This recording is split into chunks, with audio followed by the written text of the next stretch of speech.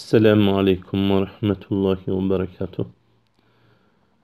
أعوذ بالله من الشيطان الرجيم. بسم الله الرحمن الرحيم. لك الحمد يا رب على أن هديتنا إلى سواء السبيل. أشهد أنك لا إله إلا أنت وحدك لا شريك ولا نظير ولا مثيل لك. وأشهد أن سيدنا ومولانا محمدا عبدك ورسولك المفضل على جميع خلقك أكبر تفضيل. اللهم صل عليه وعلى آله وصحبه ومن تبعهم بإحسان إلى يوم الدين، يتميز فيه العزيز من الذليل. أما بعد، سبحانك لا علم لنا إلا ما علمتنا إنك أنت العليم الحكيم. قال عز من قائل: والذين إذا أصابهم البغي هم ينتصرون. Aziz ve muhterem Müslüman doğullar, Allah Tebareke ve Teala hemmelerini taat ve ibadatlarınızı öz dergahında kabul etsin. Hemmelerimizi ehli saadetten ve öz razı olan bendelerinden aylandırsın. Aziz ve muhterem isteyen Müslüman doğullarım, geçen yılda Mahmud Çonta adlı bir adam Afganistan memleketinden ve Türkmen kabilesinden bolup İran'daki Türkmenlere, bu husus alimlere bir makale adında ya qazavatname diýseň de boljak. Şonuň arkaly tawhiller nesar edipdir. Istiqra-i naqysy bilen, öz düşünjesi bilen ulemalary İran ulemalaryny iki böler edipdir. Biri sünneti, wol biri alimlere meňzeş we ahullara meňzeş alimlik dawasyny etýän bilimsiz bid'ati we şirk amel we etiqady ösdüren diýipdir. Ve ilimsiz ve bilimsiz ve zal ve mudil ve muteşerri' bid'atilerdir diýipdir. Zal diýeni gumrah, mudil diýeni iyli gumrah eden, muteşerri' diýeni özi bir şeriat guzar bir adamlar diýipdir. Ve ýene aýdypdyr, Türki dilinde bu makalany düzdüm, ta olaryň berýalewi we rafizilik we şialyk we bid'ati we şirki aqidalaryndan habardar bolar ýanak. Ol bilimsiz bid'ati dogullarymyz peýgamberleri, salih kişileri, weliyullahları we jilleri alimul gaýb bilýärler. Olar Abdullah bin Sebanyň Mansur oglunyň ve İsmail Sefewi'nin ve Şii İmamiyyanyň etiqatlaryny meňleýär. Ve ýene ol bid'ati türkmen dogullarymyz aşyr aýyň awwalyndan onuny matam tutup özlerini urýarlar. Ve ýene Hamel gününiň awwalyny aýt tutup ýyl aýlamyny ululap Mecusi we Zertuşti ol günlerde ort atışmak bilen ululaýarlar. Bid'at qabihanyň reddine bitilen zatlara da hawala-i Kur'an-ı Mecidden we hadisten we İmam Azamyň we şagirtleriniň kitabyndan bolsa Wahhabi diýerler. Aziz we muhterem Müslüman dogullarym, inha şu wagtça aýdylan sözler we baýdan zatlarym Mahmud Çontanyň şol hatadan doly qazawatnamasynda ýazylan sözlerinden bir mikdardy ki bu ýylyň türkmen ilatyna we bu milletiň ulamalaryna şonu gönderipdir. Ol adamga hisat diýilmän ýerine şondan beterräk gurrunlar bu ýyle nisar edipdirler. Wal badi azlam, kim yaman ters zulüm ýoly başlasa şo zalymrak bolar. Fes gurruny özü başlady. Bu bitilen nehs ýazgy biziň elimize ýetişdi. Bir 13 dagyga şondan köpräk kepläp bir az bu İrandaky musulman türkmen ýylyň ýagdaýyny açykladyk we rowşengeri etdik. Ta ol bende daştan hata we iştibah düşünş we düşündiriş bilen bir uly ýylyň günahyna galmasyn diýip. Başga milletleri bu iştibah sözleri bilen günahga goýmasyn diýdik. Weli çontanyň gulagy bu hak sözlere bergili dälmiş. Belki bu sözümüzi de ýene başga söz bilen jogap gaýtaryp agyr sözleri aýdypdyr. Belki beceren laýyna suw guýup zat etdiňine belleten palçygyny öňküden beter palçygyrak etdi. Jawabyny eşitdim. Şol eşiden wagtlarym jawap bermesizligi maslahat bildim. Şun jawap bersem bir musulmanyň ilmi aýbyny köp açmaly boljak. Emma köp dostlarym jawap bermegimi islediler. Weli olara bu bahanamy da aýtmadym. Emma bu wakadan aýlar geçenden soňda görsem ýene guruhlarda Mahmud Şontanyň bize beren galatdan dolu jawabyna gowanyp aldanan adamlar hem barmış. Şonda öňkü maslahatymyň galat we hatalygyny bilip jawap bermekçi boldum. Bu jawabymda ilki baştan Şontanyň sözlerini getirerin, ondan soň jawabyny aýdaryn. Şonta bu ses bilen beren jawabynyň birinji taragynda şeýle aýdýar.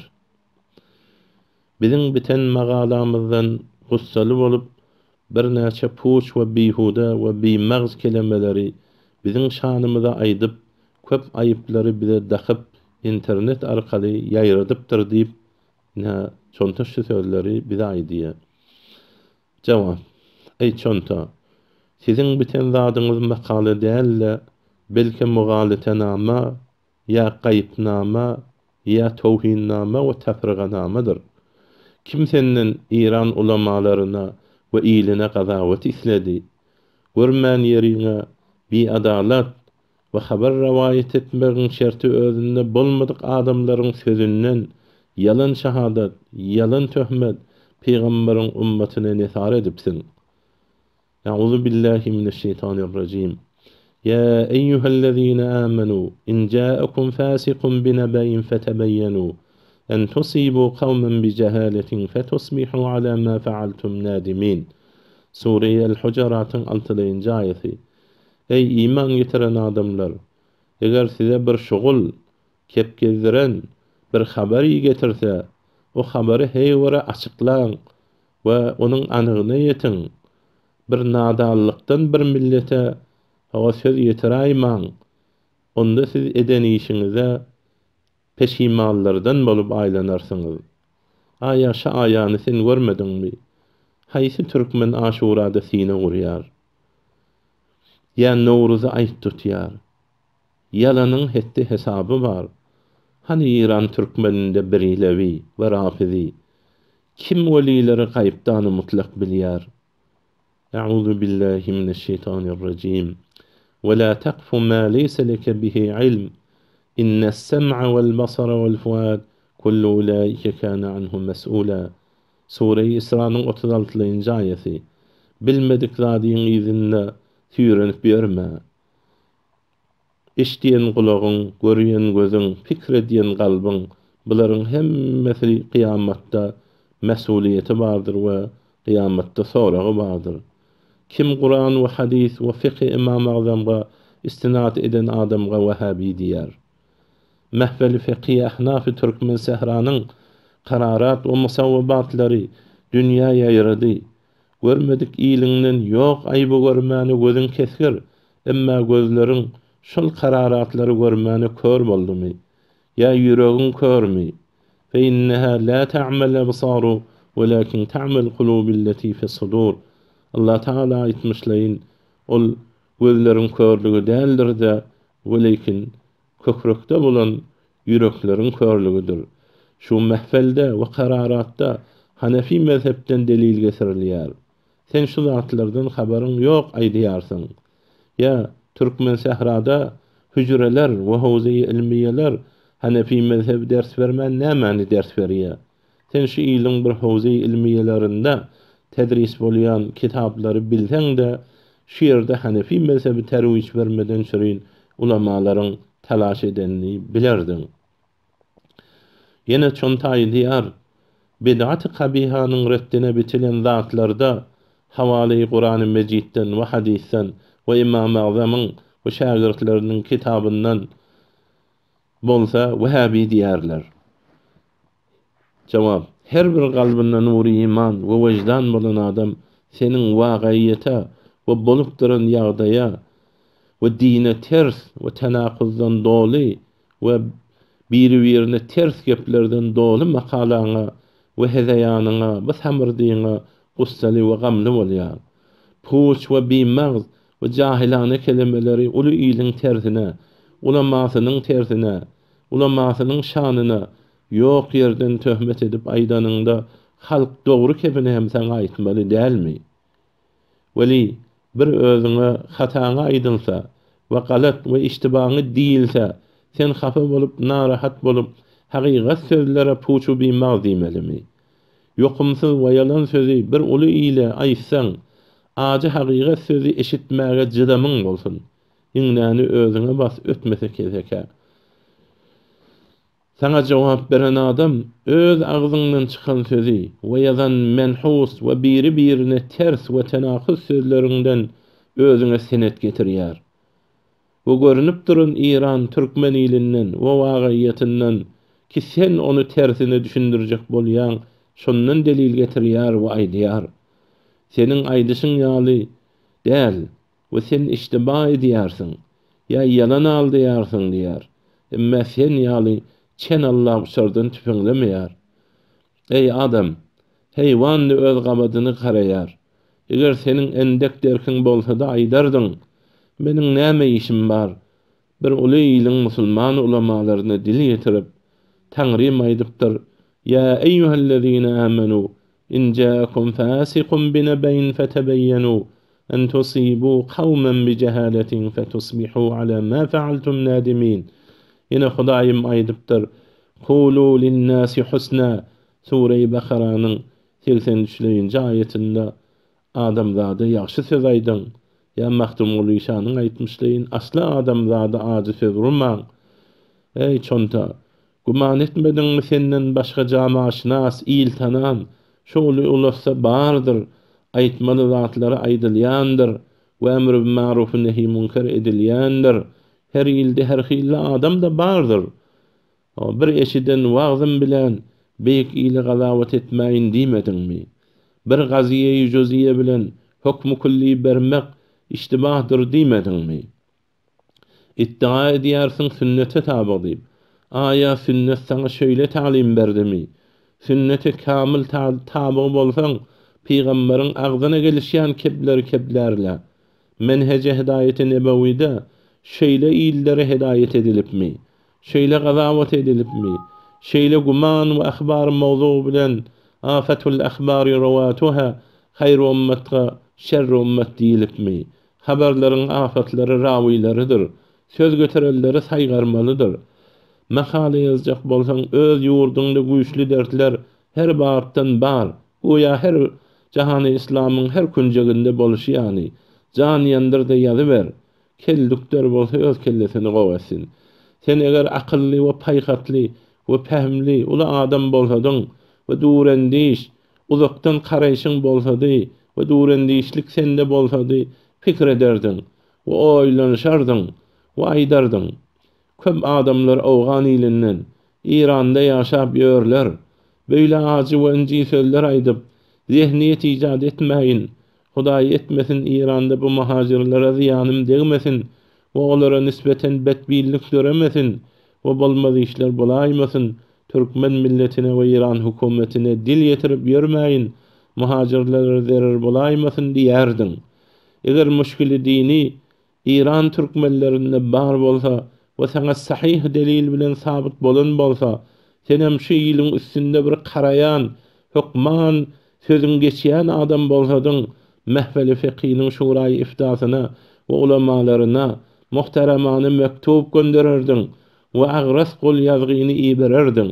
Taryhda mekatib we rasailler beýle ýagdaýlarda ulamalaryň arasynda köp ýazyldy we maslahat edildi we dertleri biri-birine habardar edilip we gussat berildi. Hayf sen menhece hidayetten gafil adamsyň. Çonta bir de cahil diýerler. Jahilin jawabı sukut diýip, jawapsyz goýulsa hem bolýardy diýip aýdýarlar. Jawap: çaplusmyň, ýalançymyň, köp ýerde Molla Ahmed we Ahmed Ahun diýersiň. Molla we Ahun diýmek ulama edilýändir. Bu ýerde jahiliň jawaby sukut diýen sözüň olaýdan sözüň bilen ters we tenakuzdur. Çonta İran ulamalaryny iki bölüp, bir bölegine şirke giriftar bolan diýerler. Bir ýani şöyle sözleýärler. Bir bölegi şirk we bid'atga mubtala bolan, öz şum nefslerine uyan ulama-i sulardan. Cevap: Na'udzu billah. Sen bu ulamalary şirkke nisbet berýärsiň. Şirkin tarifini Şerh-i Akaid-i Nesefiniň 138-nji sefasyndan görmediňmi? El-işraku huve isbatu'ş şeriki fil uluhiyye bima'na wujubil wujudi kemalil mecusi ew bima'na istihqaqil ibada. Şerik getirmek diýeni Hudaýlykda Hudaýy deňi taý sabit etmek, ýani Hudaý ýany bir wajibul wujud, özüniň bolmagy hukman bir zady sabit etmek, hemçinani ki mecusiler we atişperestler üçin şüjre etiqat boluşy ýani. Ya Hudaý ýany bir zada ibadete haklydyr diýip, şoňa bir gulluk etmek, inha şoňa diýilýär şirk. Aya şu mefhum, şu etiqat İran Türkmenlerinde şöyle etiqat, şöyle bir inanç edýän adam barmy? Gelip gördüňmi? Yine Şerh-i Akaid'in 155-nji sefesinde aýdýar: İnne şirketen teçtemi'a isnani ala şeyin ve yenferide kullun minhuma bima huve lehu dunel ahari ke şurakâil qaryeti vel mahalla ve kema izâ ju'ilel abdu khâlikan li ef'alih ve sâni'u khâlikan li sâiril a'râzi vel ejsâm بخلاف ما وظيف أمر إلى شيئين بجهتين مختلفين كالأرض تكون ملكا لله تعالى بجهة التخليق وللعباد بجهة ثبوت التصرف وكفعل العبد ينسب إلى الله بجهة الخلق وإلى العبد بجهة الكسب. Yani şirk diýeni iki däne zat bir işe ýygynanmaklygy, ondan soň her birisi özüne şaýysta bolan zat bilen iş edýär, emma ol birisi onuň sehminde işlemeýär. Eýnin obanyň şerikleri, mahallanyň şerikleri ýani. Ya bir bendäni öz işini halyk bilip, halyky mustaqil bilip, Allah Taalany da beýleki zatlara halyk bilmek ýani. Beýleki ejsama agrawlary yaradýan bilmek ýani. Emma bir zady iki zada edape edilse, iki ziyabiyeden, iki cenbeden, iki cihetden, meselen bir yer ýani, Allah'nın milki diýilýär, kulli jahan Hudaýyň milki diýilýär, lehu mulkus semawati vel ardi diýilýär, çün Allah yaradandan soň. Emma palanynyň milki diýilýär, çün şu palanynyň elinde tasarruf edilip, şu palanynyň ihtiýarynda we erkinde bolandan soň. Ya bendäniň işleri ýani Allah Taalaga nisbet berilýär, çün Allah Taala halg edenden soň. Plan adam plan işi etdi diýilýär, çün bebende kesbedenden soň. Bu zatlary şirk diýilmez. Ve akaidin ve la yeşbehuhu şey diyen yerini goýa sen şulary görmän ýani. Yine Peygamberimiz şu barada aýdýar: "Ve inni wallahi ma akhafu aleykum en tuşriku ba'di, walakin akhafu aleykum en tenafasu fiha." Ravahul Buhari ve Muslim. Ve tahqiq ben Hudaý bilen qasam içýärin. Sizin şirk getirmekliğinizden özümden soň gorkmaýaryn. Yani menden soň siz şirk getirersiňiz diýip gorkanym ýok. Ýöne sizden şu dünýäde haris bolup, dünýä medar bolmaklygyňyzdan gorkýaryn diýär. Şu hadisiň şerhinde Hanefileriň ulaqan ulamasy Bedrettin Ayni aýdýar: "Ve fihi enne ummetehu la yukhafu aleyhim mineş-şirki ve innema yukhafu aleyhim minet-tenafusi ve yaqa'u minhu at-tahasid we-t-tabakhul." Yani Peygamberiň ummetinden şirk getirmeklikden gorkulunok. Belki ummatdan fakat dünýä haris bolmaklykdan gorkulýar we ummatdan hasatlyk, göriplik we buhlu gysgançlygyň waka bolmaklygyndan gorkulýar. Goýa sen Peygamberden hem üssem kepläýjek ýani. Peygamber senin giriftar bolan hasadat we bahalatyňdan gorkupdyr, ne şirkden. Öz günüňe agla. Ey adam, Sen Şerh-i Vakaya'nın Fasl-ı Ta'zirini okuymadın-mı? 2. cildin 309. sefesinde o Müslümin biya fasık ya kafir, bir Müslümanı fasık ya kafir diýsen täzir boynuna düşer. Sen bu Müslümanlara näme kafir diýersin? Nauzu billah. Bu ulemalara bid'ate mubtela bolan diýip iddia etýärsiň. Muttaqi öz davasyna beýine qaýym edip we şahit qaýym edip sabit etmeli bolar. Biilin haýsy işleri bid'at ýa şirkdir. Beýan et we isbat et. Emma eger isbat edip bilmesen, munyň jähetli hem tahzir bolmaly bolarsyň. Şerh-i Vakaya'nın 2. cildinin 312. sefesinde gelýär: "Ve ente rafizi, ve ente harici, ve ente mubtedi'." Yani bir adama sen rafizi ve şi'a diýse, ya sen havariç diýse, ya sen mubtedi' diýse, şolaryň ha tahzire şaýsta adamlardyr diýip aýdýar. Nauzu billah. Bu ulemalara ulema-i su diýersiň. Bu bir ihanetdir. Haşiye Şerh-i Vakaya'nın 2. cildinin 313. sefesinde 3. haşiyede aýdýar: "İhanetul ulemai kufr." Şeýle hatarly ýollara girip näme sütem gördüň? Beýle nahak gazawatlary edip tükenmez hukm şer'ilere we keyferlere giriftar bolup başyňa aldyň. Nauzu billahi alel jur'ati alallah. Luhumul ulemai masmuma. Hudaýa jur'at etmeklikden Hudaýa fena. Bu ulemalara dil ýetirme. Ulemaların etleri semdir. Inha bu jawabyň awwalky bölümde şiýerde soňlaýaryn. Indiki bölümde çelli muntazir bolun. Assalamu alaikum wa rahmatullahi wa barakatuh. Bismillahirrahmanirrahim. Mahmud Çontanyň jawabynyň 2-nji bölümi. Çonta ýene aýdýar: "Ol dostumuz Gurbanpur beýle diýmegi gat'an dogry däldir."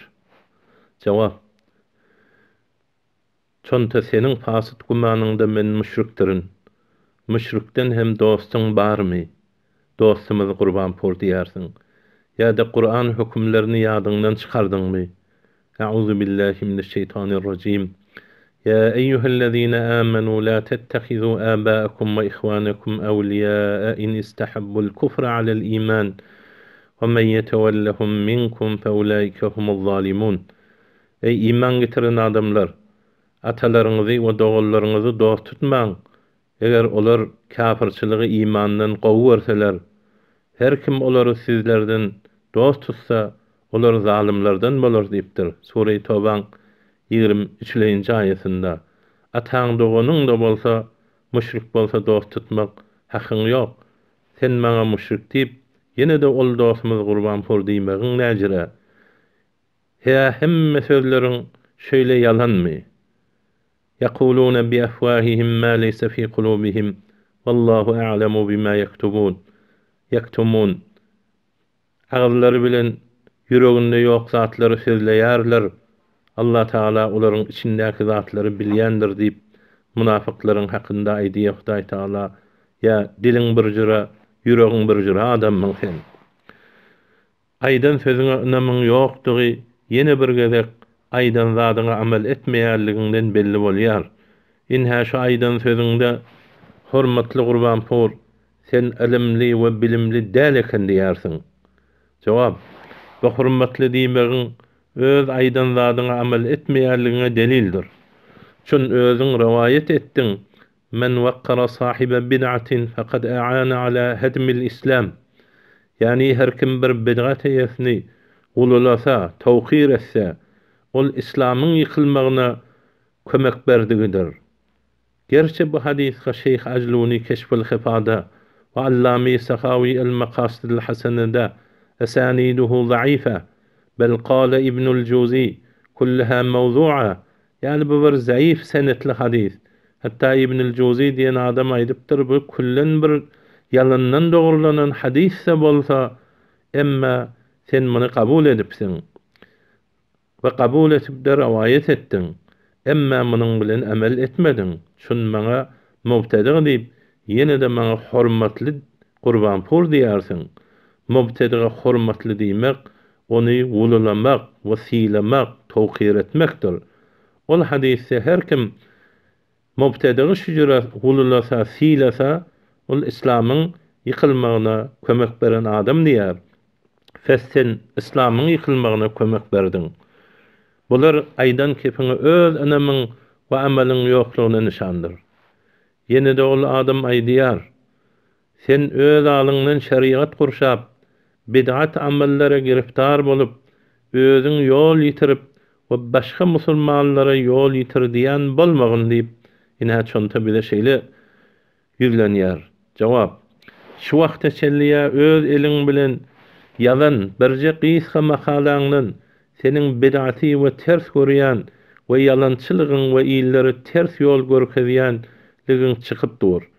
Ey adam, bazı ahlamlaryň we ýalan diýişleriň bizde we bizde täbir bolmaz we ýorulmaz.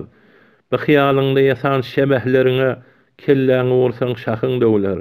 Kenatih sahratin liyuhinaha wa awha qarnaha alwa'lu. Sen aýt, men näme bid'at we näme şeriat gurşapdyryn. Eger ýoluma delilim bolmasa, meniň ýolumyň hatalygy çykýar, men şu ýerde hakykata bolaýyn. Bu ýolumdan öwrileýin, dinde jedelim ýok. Ýöne gowru töhmet we ýalan bilen adamlary aldama we biperwalyk we ýeňil kellelik edip maňa ittiham etme, Allahdan gork. Ýene-de birinji terakda çonta aýdýar: men seni köp dost tutýaryn. Jogap: men seniň gumanyňda mubtedi we müşrik we şeriat gurşan bolsam, pes seniň dost görýän diýen sözüň, eger muwahhid müşriki gowwermeli däl diýen, Allah'ın hükmünü bilmeyen aydan bolsaň, sen jahil we biilim bolmaly. Metni Kur'any bilmendirin. Ve eger bilip yine şu söz aýtsaň, munafyk we ýalançy bolmaly. Çün Allah Taala aýdýar: la tejidu qawman yu'minuna billahi wal yawmil ahir yuwadduna men haddallaha we rasulahu. Sen bir Allah'a we kıyamata inanýan milleti tapmarysyň. Allah bilen peýgamberi tersleşeni dost tutsun. Mücadele surasynyň 22-nji aýatynda aýdýar. Yani kıyamata we Hudaýa inanýan bir imanly adam Allah bilen peýgamberi ters bolany dost tutmaz diýär. Sen maňa müşrik diýip, Allah bilen peýgamberi tersleşen diýip, ýene-de özüň aýdýarsyň, men seni köp dost tutýaryn. Aýa şu Kur'any tersleýämiş aýdan sözüň. Yine çonta ikinci terakda aýdýar: eger birje deliller bar bolsa, açyklap birje senede birle görkezsille, eger ondan aciz bolsalar, hakykaty kabul edip, hakykata ten bersiller diýär. Jogap: mahalli nizagyny we dawanyň jaýyny belli etmän delil islenmez. Biz haýsy muddaga we haýsy dawaga delil getirmeli. Sen şonu aýt. Bir muddany sen aýt ki biz şonu etiqad ya amel etýän bolaýly, weli delil getirmekden aciz bolaýly. Ya bu sözde manowr we awan peribi we ilaldamak we jedeli gurrunlaryňdan bir puş gurrunmy? Yine çonta ikinji terakda hezayan kepleýär. Ve aýdýar: ey musulman doganym, siz ýol ýörimäň, azaşarsyňyz, menzil uzakdyr. Ine haş çontanyň sözi. Jogap: musulman doganym näme? Musulman doganym diýip aýdýarsyň. Seniň zomyňda we fasit gumanyňda men mubtedi we müşrik mubtediden musulman dogan bolmaz. Siz hezayan kepleýärsiňiz we samraýarsyňyz we diýşirgelýärsiňiz. Näme diýip ýol ýörýmeli däl? Ýol ýörýän azaşarsyňyz näme? Menzil uzakdyr azaşarsyňyz ýani näme? Sen Allah Taalanyň tersine kepleýärsiň. Euzu billahi mineşşeytanirracim. Ve sari'u ila magfiratin min rabbikum ve cennetin 'arduha es-semawati vel ard u'iddat lil muttaqin. Al-Imran'ın 133-nji aýaty. Allah'ın magfiratyna çaqqallan, çalasymrak ýöriň. Çonta diýe durun, ýol ýörimäň. Emma Allah Taala diýär: sari'u, süratli we çalasymrak ýöriň Allah'ın magfiratyna. Eýäňiziň tarapyndan gelen güzeşlere. Bir behişde, ol behiştin giňligi asmallar we yerin ininçe olary takwa adamlar üçin täýär edilipdi. Sen adamlary döwek döwlen eşek ýanyp duran ýerinde aýlanmaga we himary tahunalyga çagyrýarsyň. Beni İsrail'in tihaw hamu hayalatynda sergerdan adamsyň sen. Yine çonta tenakuzatynda we ters geplerinde üçünji tarakda aýdýar. Hormatly Hacı Muhammed Abidi'nin tefsirini islah edin. Kaýsy jaýynda Ali aleyhisselam diýip biten bolsa, onu öçürüň. Öçürüň de jaýyna Ali radıyallahu anhu, ya emiril mu'minin Ali radıyallahu anhu, ya Ali karramallahu veçhehu bitip gaýtadan çap etseňiz, kän sawab alarsyňyz. Ine her şu çontanın sözü. Jogap: senin harap we ham hyýalyňda dinin tamam muhim müşkilatlary hel boldy. Bu kitaplaryň tamam mugdalat we qiyinlatlary hel boldy. Bu tamam sawab ýollar baglandy. Indi sawab almak tefsir Abidiniň aleyhisselamny ütgetmäge galdymy? Aleyhisselamyň gurrugyny elan aýdaryn. Bişaretin bir waswasa derdine giriftar bolan bir jeled adamsyň. Sen bir pilanyň gurçugysyň. Pileden başga giň dünýä ýokmy hadyp duran. Yine çonta aýdýar. Yine sen aýtdyň, İranda ähli teşeyyülara taby däl diýip. Aýa şol kepin dogrymy ýa ýalanmy? Hormatly Hacı Muhammed Abidi'nin tefsirinde Ali aleyhisselam bitenini tapdyk. Aýa Hacı Muhammed Abidi özü şiýgamy ýa döwlet işçilerinden gorkup bitenmi? Ya Ali aleyhisselam nädürüstligini bilen ýokmy? Ine haş çontaň sözi.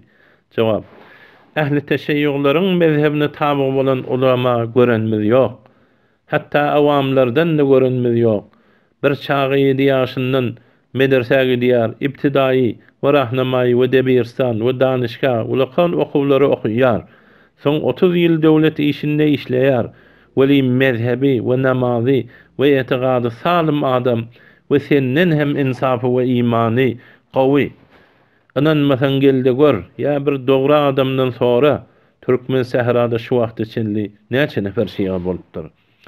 Ey biçara, Hacı Muhammed Ahun takdirin Ali aleyhisselam diýmegi şiýgalygyna delil bolarmy? Aleyhisselam bilen şiýga bolsa, köp muallifler senin merid galbyň boýunça şiýga bolan bolmaly.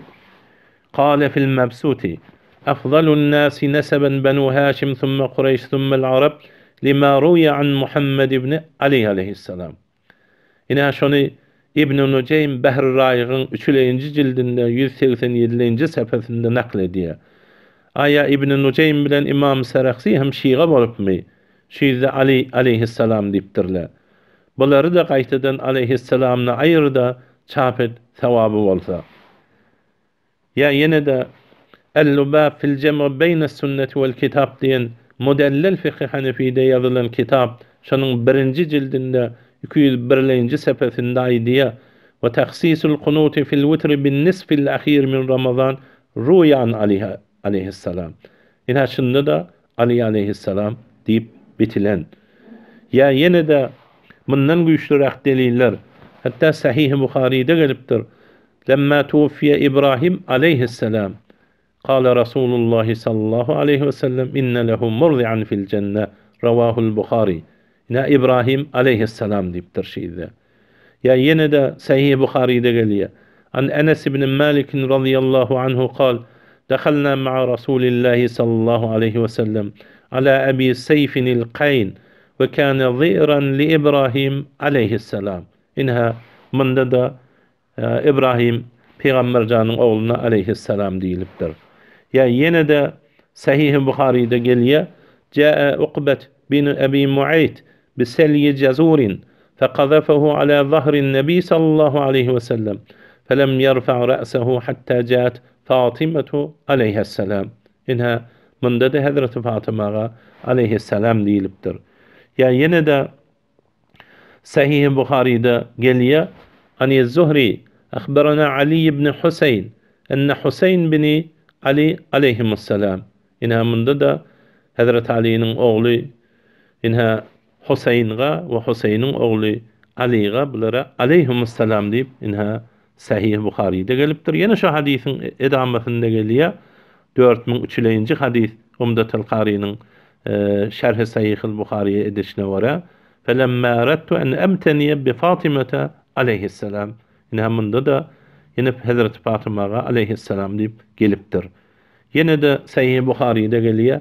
An İbn Şihabin قال أخبرني علي بن حسين أن حسين بن علي رضي الله عنهما أخبره أن عليا عليه السلام إن Hazreti Ali'ye aleyhisselam deyilipdir. Sahih-i Buhari'de her yerde Fatıma gelen bolsa aleyhisselam aytılıptır. Şuları ayır da başkadan çapqa ber ve dünyanın ulamalarının tersine git ve Sahih-i Buhari'lerini galet bil. Yine de geliye an Şoteyr ibn Şekelin an Ali aleyhisselam inha Sunen-i Nisa'il Kubra'da inha İmam Nisai bunda da Hazreti Ali'ye aleyhisselam deyip inha getiriyor. Yine de Sunen-i Nisa'il Kubra'da geliyor. An Qays bin Ubade an Ali aleyhisselam قال فينا نزلت هذه الآية في مبارزتنا يوم بدر هذان خصمان اختصموا في ربهم. Ya yine de Sunen Nisai Kubra'da geliyor. An Ebi Sa'idin el-Hudri قال بعث علي عليه السلام وهو باليمن بذهيبة يهديها إلى رسول الله فقسمها بين أربعة الحديث. إنها من ضد حضرة أبو سعيد خدري رضي الله تعالى عنه عيدية علي عليه السلام. بدا Sunen Nisai Kubra'da. Sunen-i Kubra'yı Nisai'nin köp yerlerinde Ali aleyhisselam mezkurdur.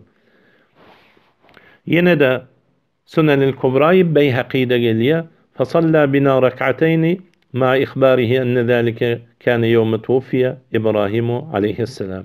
İnha İbrahim aleyhisselam deyip şeyle bitinliyor. Ya yine de şu Sunen-i Kubra'da Beyhaki'nin Sunen-i Kubra'sında geliyor. Ve yurva an Ali'in aleyhisselam. İnha şunda Ali aleyhisselam deyip geliyor. Yine Sunen-i Kubra'yı Beyhaki'de geliyor. An Ali'in aleyhisselam fi 25 minel ibl 5 yani 5 şiyahin. Sunen-i Kubra'yı Beyhaki'nin köp yerlerinde Ali aleyhisselam mezkurdur. وفي حديث علي عليه السلام ورأى قوما قد سدلوا ثيابهم فقال كأنهم اليهود خرجوا من فهرهم كنز الأمة المتقيهن ديدة علي عليه السلام إنها aydılıptır. Kitab-ı Zuhd İmam Ahmed bin Hanbali köp yerlerinde şu kitabın Ali aleyhisselam bitilendir. Yine de rivayetlerde geliyor. Ma ercu min şefaati Ali aleyhisselam şeyen illa ve ana ercu min şefaati Ebi Bekrin aleyhisselam mislehu ve lekad veledeni merreteyni. İnha bu da İmam-ı Daraqutni'nin Fadail-i Sahabe diyen kitabının 1. cildinin 32. sefesinde yine Hazreti Ebu Bekir radıyallahu ta'ala anhu'a da aleyhisselam deyiptir. Hazreti Ali'ye da aleyhisselam deyiptir. Peygamberlerden başka adamlarga ulu ulamaların aleyhisselam aydanını aytacak bolsam onlarca yer bardır. Veli söz ozulacak bolan soň terk etýäryn. O şu mıqdar bilen kefayet edýäryn. Veli senin kasit fikrin fasitliğini eşkar etmek üçin şular da kafidir. Saziň sesi Şawkany'nin hengini berýär. Eger Şawkany meşrep bolsaň Neylül Awtar Şawkany Ali aleyhisselamdan doludur. Bu aleyhisselamlar peygamberlerden başka yaxşı insanlara köp kitaplarda sahabalardan täşgün eçilli aydylandyr. Eger haram bolsa gel sen dogrula. Çün sen onu dogry bilmeýärsiň we haram görýärsiň. Usul-i Şaşi diyen usul-i fiqh'ta Esselamu ala Ebi Hanife diyen yerde haşiyesinde aydiyar ve zekerel imamul Yafi'i fi tarihihi innehu kad ihtalefel ulemâ'u fi ennehu hel yuqalu li gayril enbiyâ'i aleyhisselam cevveze ba'duhum ve mena'al ekserun. İnha şunda da aydiya bir ette ulemalar doğru deydi, köprak ulemalar men etti. Aydiyan hükmün amel etmeyen hükmün bolansan belki fakat cedelden çürüyin ve bir ilin ulaqan aliminin ve müfessirinin abireini alıp kemsitmekten üçün bolanlığı cehətli Allah Taala şol azajyk makalaňyzda sizi de atdahan zatyňyza giriftar edipdir. Çün peýgamberimiz aýdýar: "Men ayyara ahahu bi zanbin lem yemut hatta ya'malahu." Rawahu Tirmizi. Bir musulman doganyny bir günah bilen aýyp edip atdahan adam ölmän, şo günaha giriftar bolup emel etmän ölmez diýipdir. Sen de inha abdikor tagfirlere atdahan zadyňa özüň giriftar bolansyň. Çün abdikor tagfirler Ali aleyhisselam diýse, sen de Ali karramallahu veçhehu diýip aýdypsyň. Makalan 7-nji sepesiniň ahyrynda Ali karramallahu veçhehu diýersiň. Yine özüň makalan 14-nji sepesiniň ahyrynda aleyhisselam diýmek nä dogrulygynyň illeti we sebebi şiğalere meňzeşlik diýersiň. Inha şu jümle bilen aýdýarsyň. Dogullarymyz Rafizi şiğalere meňzeş bolmak üçin Ali ibn Abi Talib we Hasan bin Ali we Husayn bin Ali we başga imamlar ki şiğalaryň etiqad etýän imamlaryna aleyhisselam diýip at tutýarlar. Şu çantanyň sözi. Feskerramallahu veçhehu'nu da şiğalar Hazreti Ali'nin adından soň köp aýdýarlar. Pes sen de kerramallahu veçhehu diýip aýdypdyrsyň. Ve senin aýdan kerramallahu veçhehu diýen zadyňda şonda da aleyhisselam dogry dälligine okan illetiň we deliliň bardyr. Yani müşabahat bir awafy we şiğalaryň meňzeş bolmaklyk. Aleyhisselam eger şiğalaryň meňzeş bolup dogry bolmaýan bolsa, kerramallahu veçhehu da inha bular aýdýarlar. Onda onu da aýtmak şolara meňzeşlik jähetli dogry bolmaz. Ya sana işgali ýokmy? Ya halka gara diýsen özüň aqyany bolýarsyňmy? İzahı okuyacak ibaretime uns berde dinle. Ve kad galebe hâzâ fî ibareti kethîrin minen nussâhi lil kutub en yenferide Ali radıyallahu anhu ben yuqale aleyhisselam min dûn sâir as-sahâbe ev kerramallahu vechehu ve hâzâ ve in kâne ma'nâhu sahîhan lakin yenbagî en yusawwâ beyne as-sahâbe fî zâlik fe inne hâzâ min bâbi at-ta'zîm ve at-tekrîm fe'ş-şeytan ve emîrul mu'minîn Osman evlâ bizâlike minhu radıyallahu anhum ecma'in. İbn Kesir tefsirinin 3-nji jildiniň 517-nji safhasynda. Munsif bolda Özrettil Muhtardan nagleden ibaretin ýygyny gözle. Nimçe molly din afaty, nimçe tebip can afaty bolma. Şeýdi baýdýar İbn Abidin. Aqulu ve karahati at-teşebbuh bi ahli'l bid'a muqarraratun 'indana ayza lakin la mutlaqa بل في المذموم وفيما قصد به التشبه بهم كما قدمه الشارح في مفسدات الصلاة. رد المختارın 6-njy jildiniň 753-njy sepesinde men aýdaýyn diýe Allame ibn Abidi. Ähli bid'atlere meňzeş bolmaklygyň mekruhlygy biziň ýanymyzda da sabit zat. Ýöne bu kepi mutlak aýdyp agzyny boşa döwermelidir. Belki teleke zatlarda şolara meňzeş bolmalydyr. Şolaryň teleka bid'atlaryna meňzeş bolmalydyr. Bir de şolara meňzeşligi kast etmelidir. Ine şu iki şert bilen şu aýny nakleden mefasiň izi sen kesip şuna aýtmandyrsın. Şu iki gaýdy göz öňüne almasaň ýaşamak sana gyn bolar.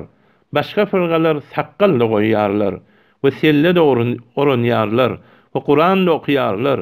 Aya şolary da müşabahat bar diýip terk etjekmi? İbaretleri qayçylap, halan yerinden kesip alıp don biçjek bolsaň, mübtedi başy sen bolarsyň. Fes aleyhisselam barada aýdylan sözler bilen tefsir abidini islah etmekde sawap ýokda, belki senin fikrini we aňyny islah etmekde sawap barlygy belli boldy.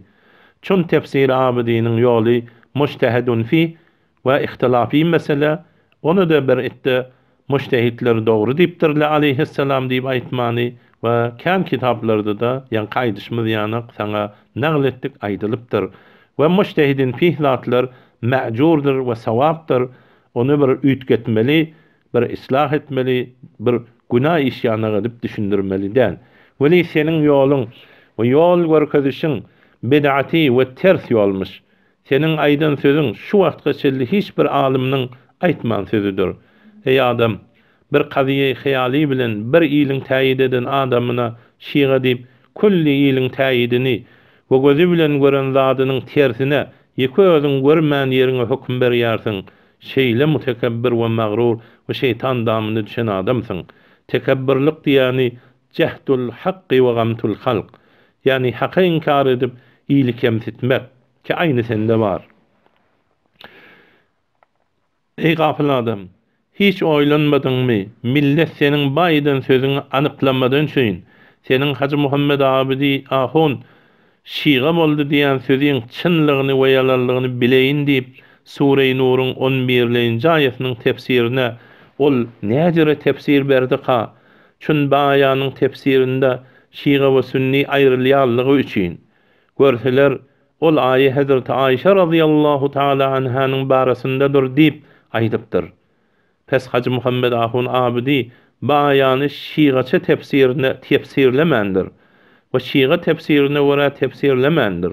Çün Aýşe radıyallahu taala anha diýip oňa terazzi edipdir. Ve baýanyň sebebi nuzuli Hazreti Aýşanyň pak damallygynyň hakynda diýip aýdypdyr. Pes iyi şeýle netijalar, pes çonta yalançy, iyili ulamadan sawdan ve tefsirden sawdan bir jedel adam diýmezlermi?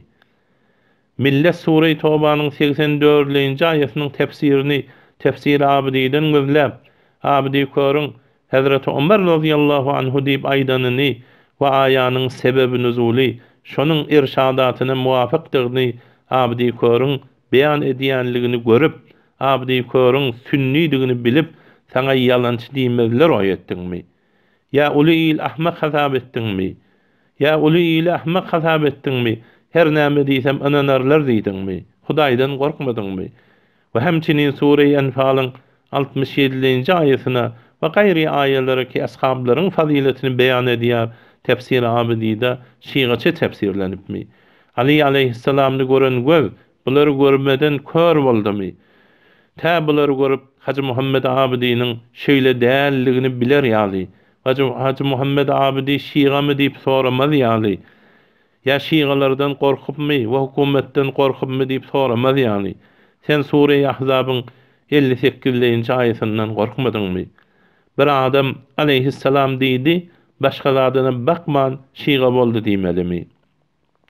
Peygamber aleyhissalatu vesselam aýdýar: "Eyyuma raculin şadda gazaban ala muslimin fi husumatin la ilma lehu biha faqad aanada Allaha haqqahu ve harisa ala sakhatih." Her bir adam gahry gelip bir musulmana, bir dawada gahry gelip, o dawadan hem asyl başy çykman, ýene de bir musulmana şüjre gahrlansa hakdan, ol Hudaý Taalaga tersleşen adam we Hudaýyň gahry gazabyna hewaslenip galan adam. Ve aleyhi la'netullahi tetaba'u ila yawmil qiyamah. Bir adama Hudaýyň laneti bolar kıyamete çelli, ol peýbeste izmeýiz lanet. Ve eyyuma raculin aşa'a ala rajulin muslim bi kelimetin ve huwa minha bari sabbahu biha fi'd dunya kana haqqan 'ala Allahi en yuzibahu yawmal qiyamati fi'n nar hatta ya'tiya bi inqazi ma qal. İnha mecmu'z zawaidde gelýär. Haýsy bir adam bir musulmanyň tersine bir kelimeni şaýa etse, o musulman da ondan pak bolsa, şu kelime bilen o dünýäni bir, ol adamny şu dünýäde bir kaynişde goýsa, Hudaýyň boýuna hak bolar. Ol ejre işe eden, o jere yaman kelimeni şaýa eden adamy kıyamet gününde cehennemde eritmek ta aýdýan zadyny ol sabit edýänçe. Inha çontaga berilen jogabyň 2-nji bölümini şu ýerde goýup, inha 3-nji bölümde muntazir bolun. Assalamu alaikum wa rahmatullahi wa barakatuh. Mahmud Çontanyň jogabynyň 3-nji bölümi. Çontanyň 4-nji bölük aýdan sözü. Siyuti we Beyzawi mawzu hadisleri nakleden däldirler. Ve eger etseler hem kastan nakleden däldirler. Ve hata we nisyan ummatdan göterilendir. Inhaşi Çontanyň sözü. Jogap: şu ýaşy gumanyň we husny zannyň ki aýdýan kastanydan däldirler. Şu gumanyny näme diýip muasir ulamalaryňa etmeýärsiň. bu wagtlaryny we kitaplaryny ýagşa ýörmeýärsiň.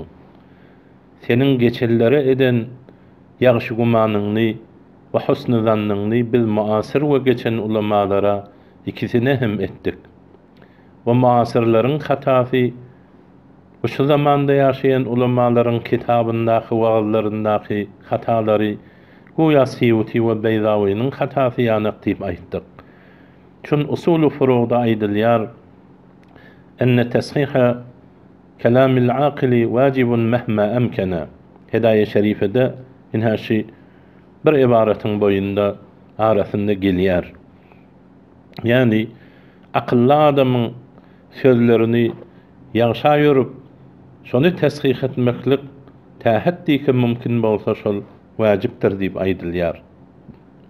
Geçelleriň hatasyna eden ýagşa ýörgütlaryň mehmellerini ummatyň her bir ulama we awamlaryna hem etmelidir. Ya bu muasir ulamalar hata etse, hata we nisyanyň hadisi şamil bolmaýarmy?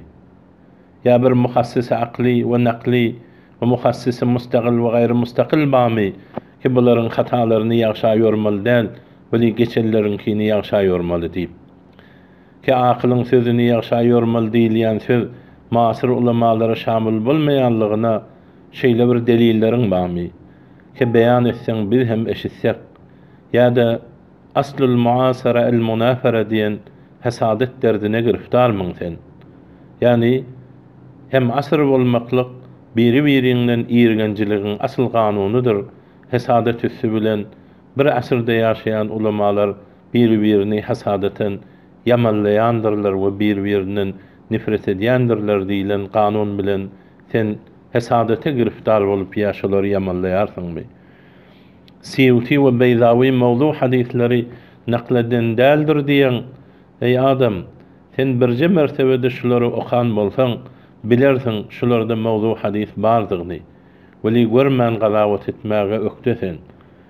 Hersinden birje nemuna aýdaýyn. Täseniň salibi kulliýan, yani bularda aslan mawdu hadis nakl bolan däldir diýeniň bu mucibe-i cüz'iye bilen döwler yani. Tefsir-i Celaleyn'de gısse-i garaniq nakl bolandır. İnha وقد قرأ النبي صلى الله عليه وسلم في سورة النجم بمجلس من قريش بعد أفرأيتم اللات والعزى ومناة الثالثة الأخرى بإلقاء الشيطان على لسانه من غير علمه صلى الله عليه وسلم به تلك الغرانيق العلا وإن شفاعتهن لترتجى ففرحوا بذلك ثم أخبره جبريل بما ألقاه الشيطان على لسانه من ذلك فحزن فسلي بهذه الآية. إنها تفسير Celaleyn'in Sure-i Hacc'ının 52. ayetinde inha şey bardır. Yani Peygamber Aleyhissalatu vesselam Sure-i Necm'de okuydu. Kureyşlerin cemaatlerinin huzurunda Sure-i Necm'in içinde inha efereytumul late vel uzza ve menate thalisetel ahra deyip şu ayeti okanında şonda şeytan Peygamber Aleyhisselam'ın diline okladı. Peygamber Aleyhissalatu vesselam şonu bilmedi. Ol şeytanın oklayan zadı nememiş? Şu tilkel garaniqul ula ve inne şefaatehunne leturteca. Yani şol suğuşu suratındaki belent ve boyu uzun butlar olaryň da şefaatlerini umid edilýändir diýip inha şu sözü şeytan Peygamberin sözünün arasyna oklady. Şonda müşrikler şuna heýwer şadyman bolup hoş boldular. Ondan soň Cibrail haber berdi ki şeytan senin diline şu butlaryň şefaati da umid edilýändir diýilen sözü oklady ha. Şonda Peygamberjan narahat boldy. Ondan soň şu aýa gelipdäni Peygambere gowullyk berdi. Şu waka muhakkikillerin yanında merduttur. Yani Peygamberin ağzına şeytan şu şefaati, bütün şefaati umid bolunyandır diýilen söz merduttur. Tefsir-i Beyzawi'de hem mawzu hadisler bardır. O yan kaydanımız ol Celaleyn'de. Ama tefsir-i Beyzawi'de ve kavlul Beyzawi teb'an liz-Zemahşari anin Nebi sallallahu aleyhi ve sellem men qara'a surete izâ câe nasrullahi وأعطي من الأجر كمن شهد مع محمد يوم فتح مكة. حديث موضوع. Beyzawi'nin aydan sözü Carullahi Zemahşeri'nin izine düşüp o da Peygamber Aleyhisselam'dan naglediyor ki her kim İzâ câe Nesrullah suresini okuysa ona verilen sevap eynin Feth-i Mekke'de Muhammed sallallahu aleyhi ve sellem bilen Feth-i Mekke'ye hazır bolanın sevabı verilen yani sevap verilen diyen kepi Allame Beyzawi'nin bir hadisun mevzu bir mevzu hadistir. Bunu Tefsir-i Siracil Munir'de ve Haşi-i Şahab al-Beyzavi'de inha şunu mevzu diye.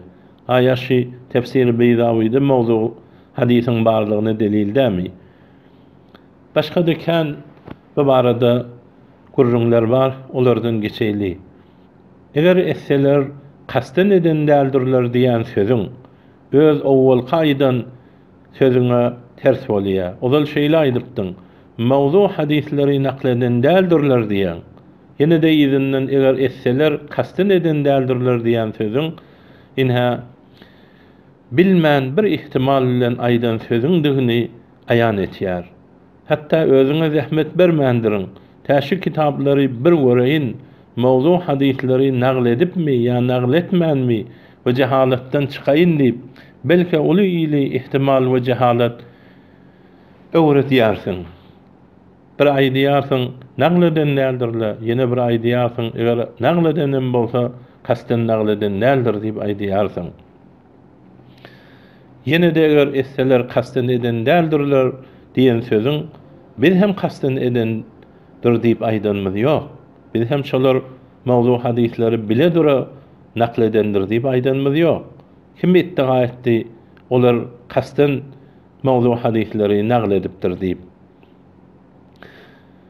Hemme zatdan muhim menin Allame Siyuti we Gazi Beyzawi'nin mevzu zatlary nakletmegi bilen de ýatybardan sakyt bolmaýyşyny bir alymnyň wagtynda ýa kitabynda bir iştiba bilen ýatybardan sakyt etmeli dälige misal getirdim. Iberin sesimiň 7-nji dagygasyna kulak assaň eşidersiň. Weli sen aldymgaç edip gurruňy başga ýere çekýän. Ve kem min aýibin qawlan sahiha wa afatuhu min al-fahm as-saqimi. Köp sahih sözleri aýyp eden adamlar bardyr. Emma onuň afaty öz keş düşünşündendir. Yine çonta 5-nji tarakda düşünmän kepleýär. Aya şiğalarda alim ýokmy? Ya şiğa mezhebine fetwa berýärsiňizmi? Cevap: Şiğada da öz bilýärleri bar. Hanefi'de ve Şafii'de de öz alimleri bar. Her mezhep ahwaly şahsiýetinde öz alimniň fetwasy bilen gazawat bolýar. Ýöne sen sözüme düşünmän hukm berýänsiň. Hemişe zehnine sal el hukmale şey ferğunan tasawwurihi. Bir zady hukm berjek bolsaň, onu düşünmegiň izinden hukm bermelidir. Sen wagaýetleri göresiň gelen ýok. Sen wagaýetleri göresiň gelen ýok. Belki çalışdyn çatmaýy kan edýärsiň. Meniň näme aýdanymy düşünmänsiň, ya düşünsen hem meniň şol aýdan sözümni yalan maqadypsyň.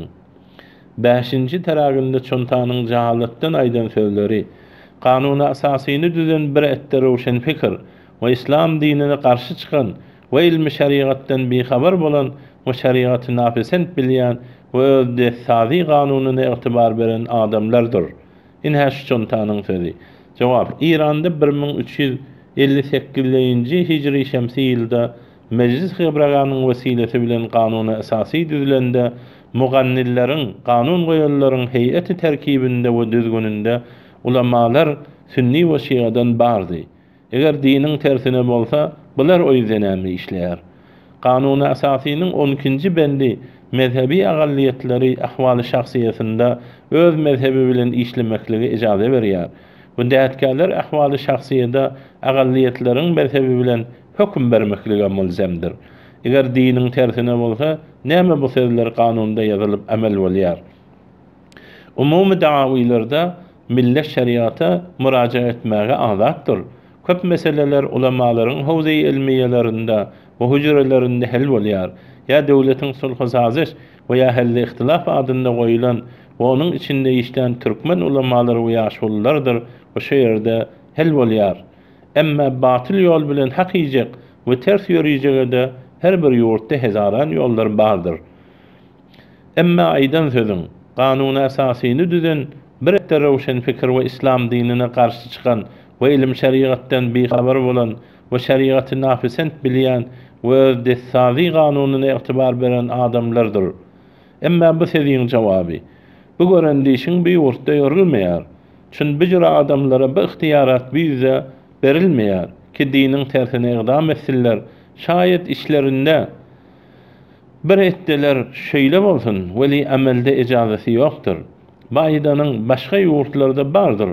Görýän azan we hijab we beýleki zatlar memnu bolýarlar.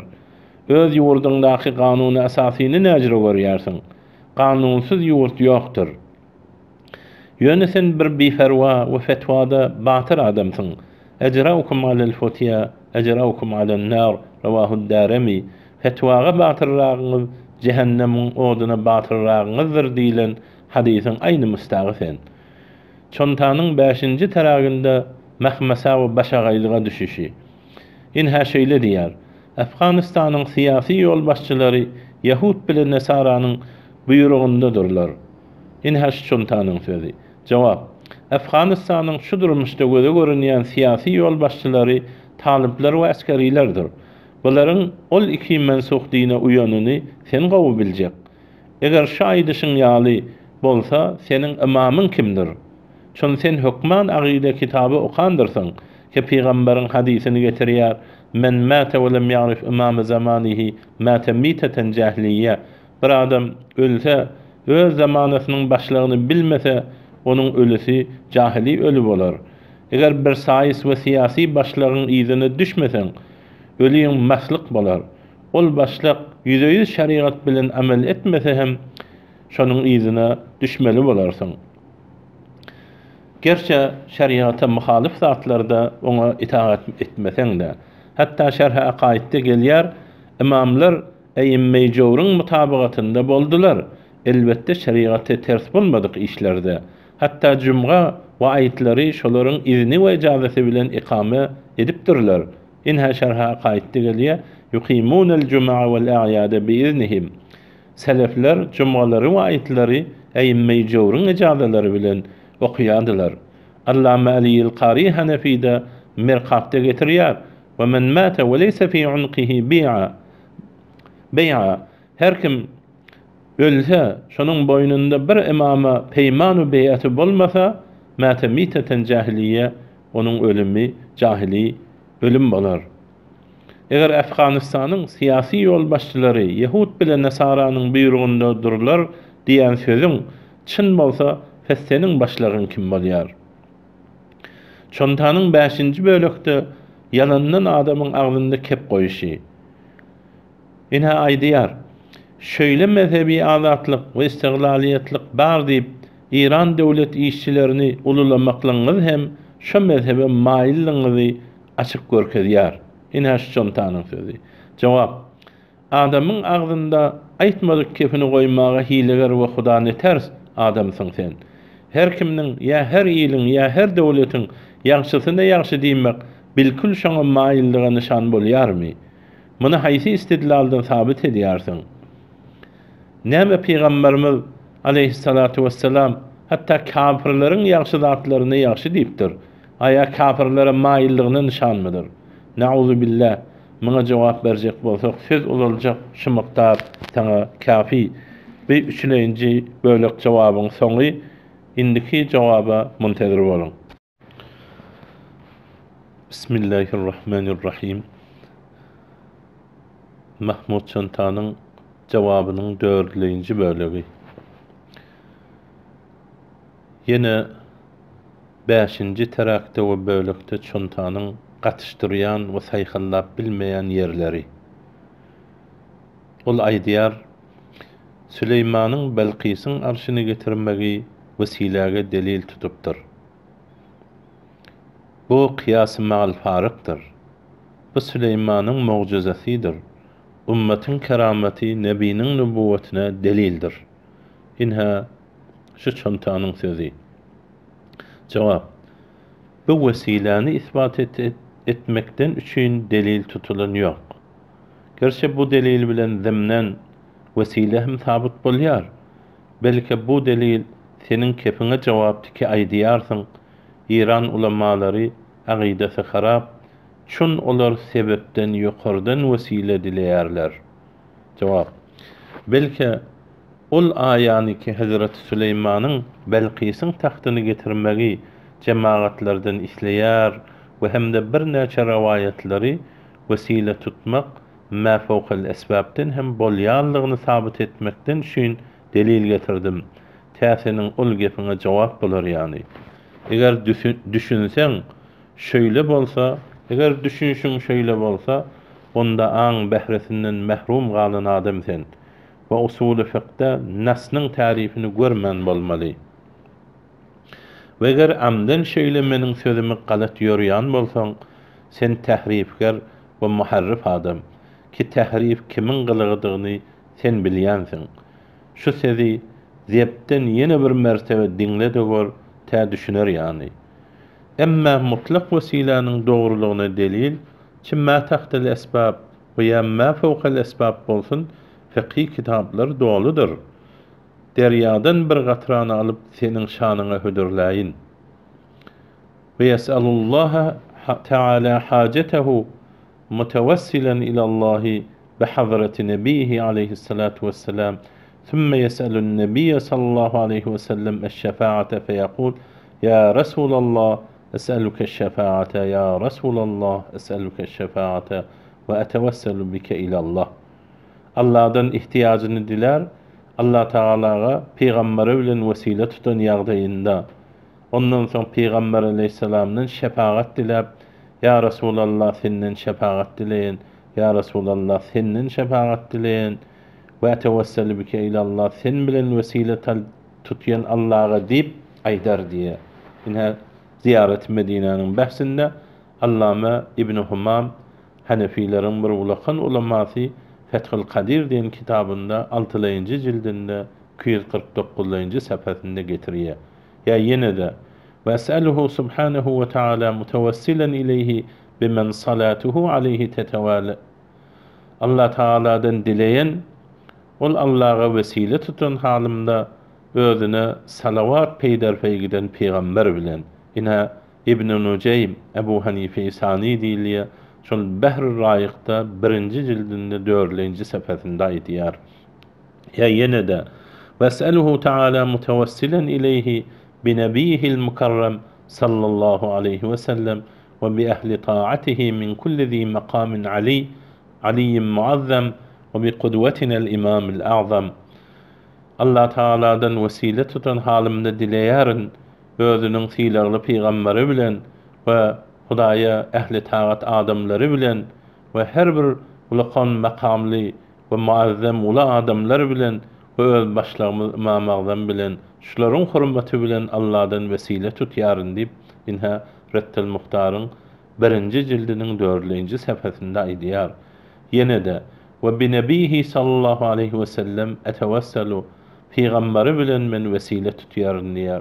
Durarul Hukkam diýen kitabyň 3-nji jildi 243-nji sepeti. Ya ýene Haşiye Tahtawi'nin 2-nji jildi 10-njy sepeti. Merakil Felahyň 1-nji jildi 224-nji sepeti we ýene de 296-njy sepeti we ýene 218-nji sepeti we ýene 298-nji sepeti. Ya Mecmu'l Enhur'un 440-njy sepeti, Nurul İzahyň 86-njy sepeti, Fetawai Alemgir ya Fetawai Hindiýanyň 1-nji jildiniň 411-nji sepeti. Şular hemmesi Hanefileriň muteber kitaplary, hemmesinde inha mutlak vesile aýdylan we bitilen.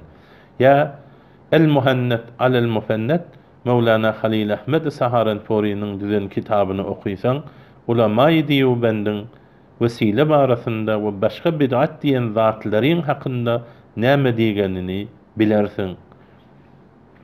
Emma kıyas-ı mal farık diýmekliňiz bu ýerde bir mesele-i mustahdesany başga bir mensusga kıyas edilen zat yoktur. Belki vesile tutmak ma fawqal esbabdan bolanlygyny bu aya we rivayetler bilen sabit etmekdir. Eger bilsen bu hem medlul nas bilendir. Ne kıyas bilen? Ta kıyas mal fark bolar yani. Bu kıyas mal fark diýeniň cehalatynyň nişandyr.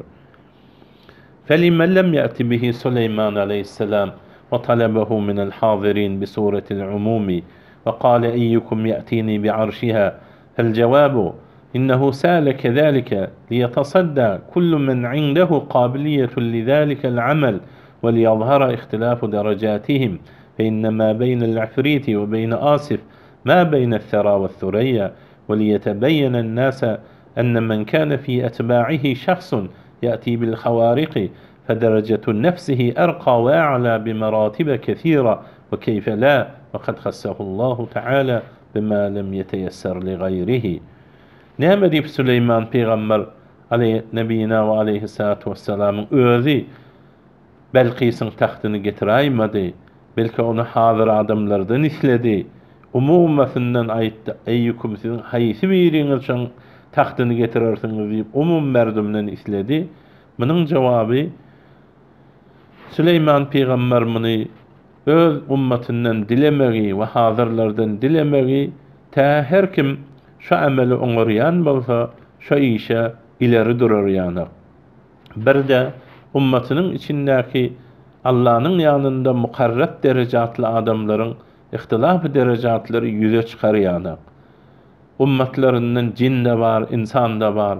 Olsan bir ol güýçli cin bilen ol asypyň ikisiniň fargy, ol yer bilen asmanyň fargy ýanaklygy belli bolar ýanak.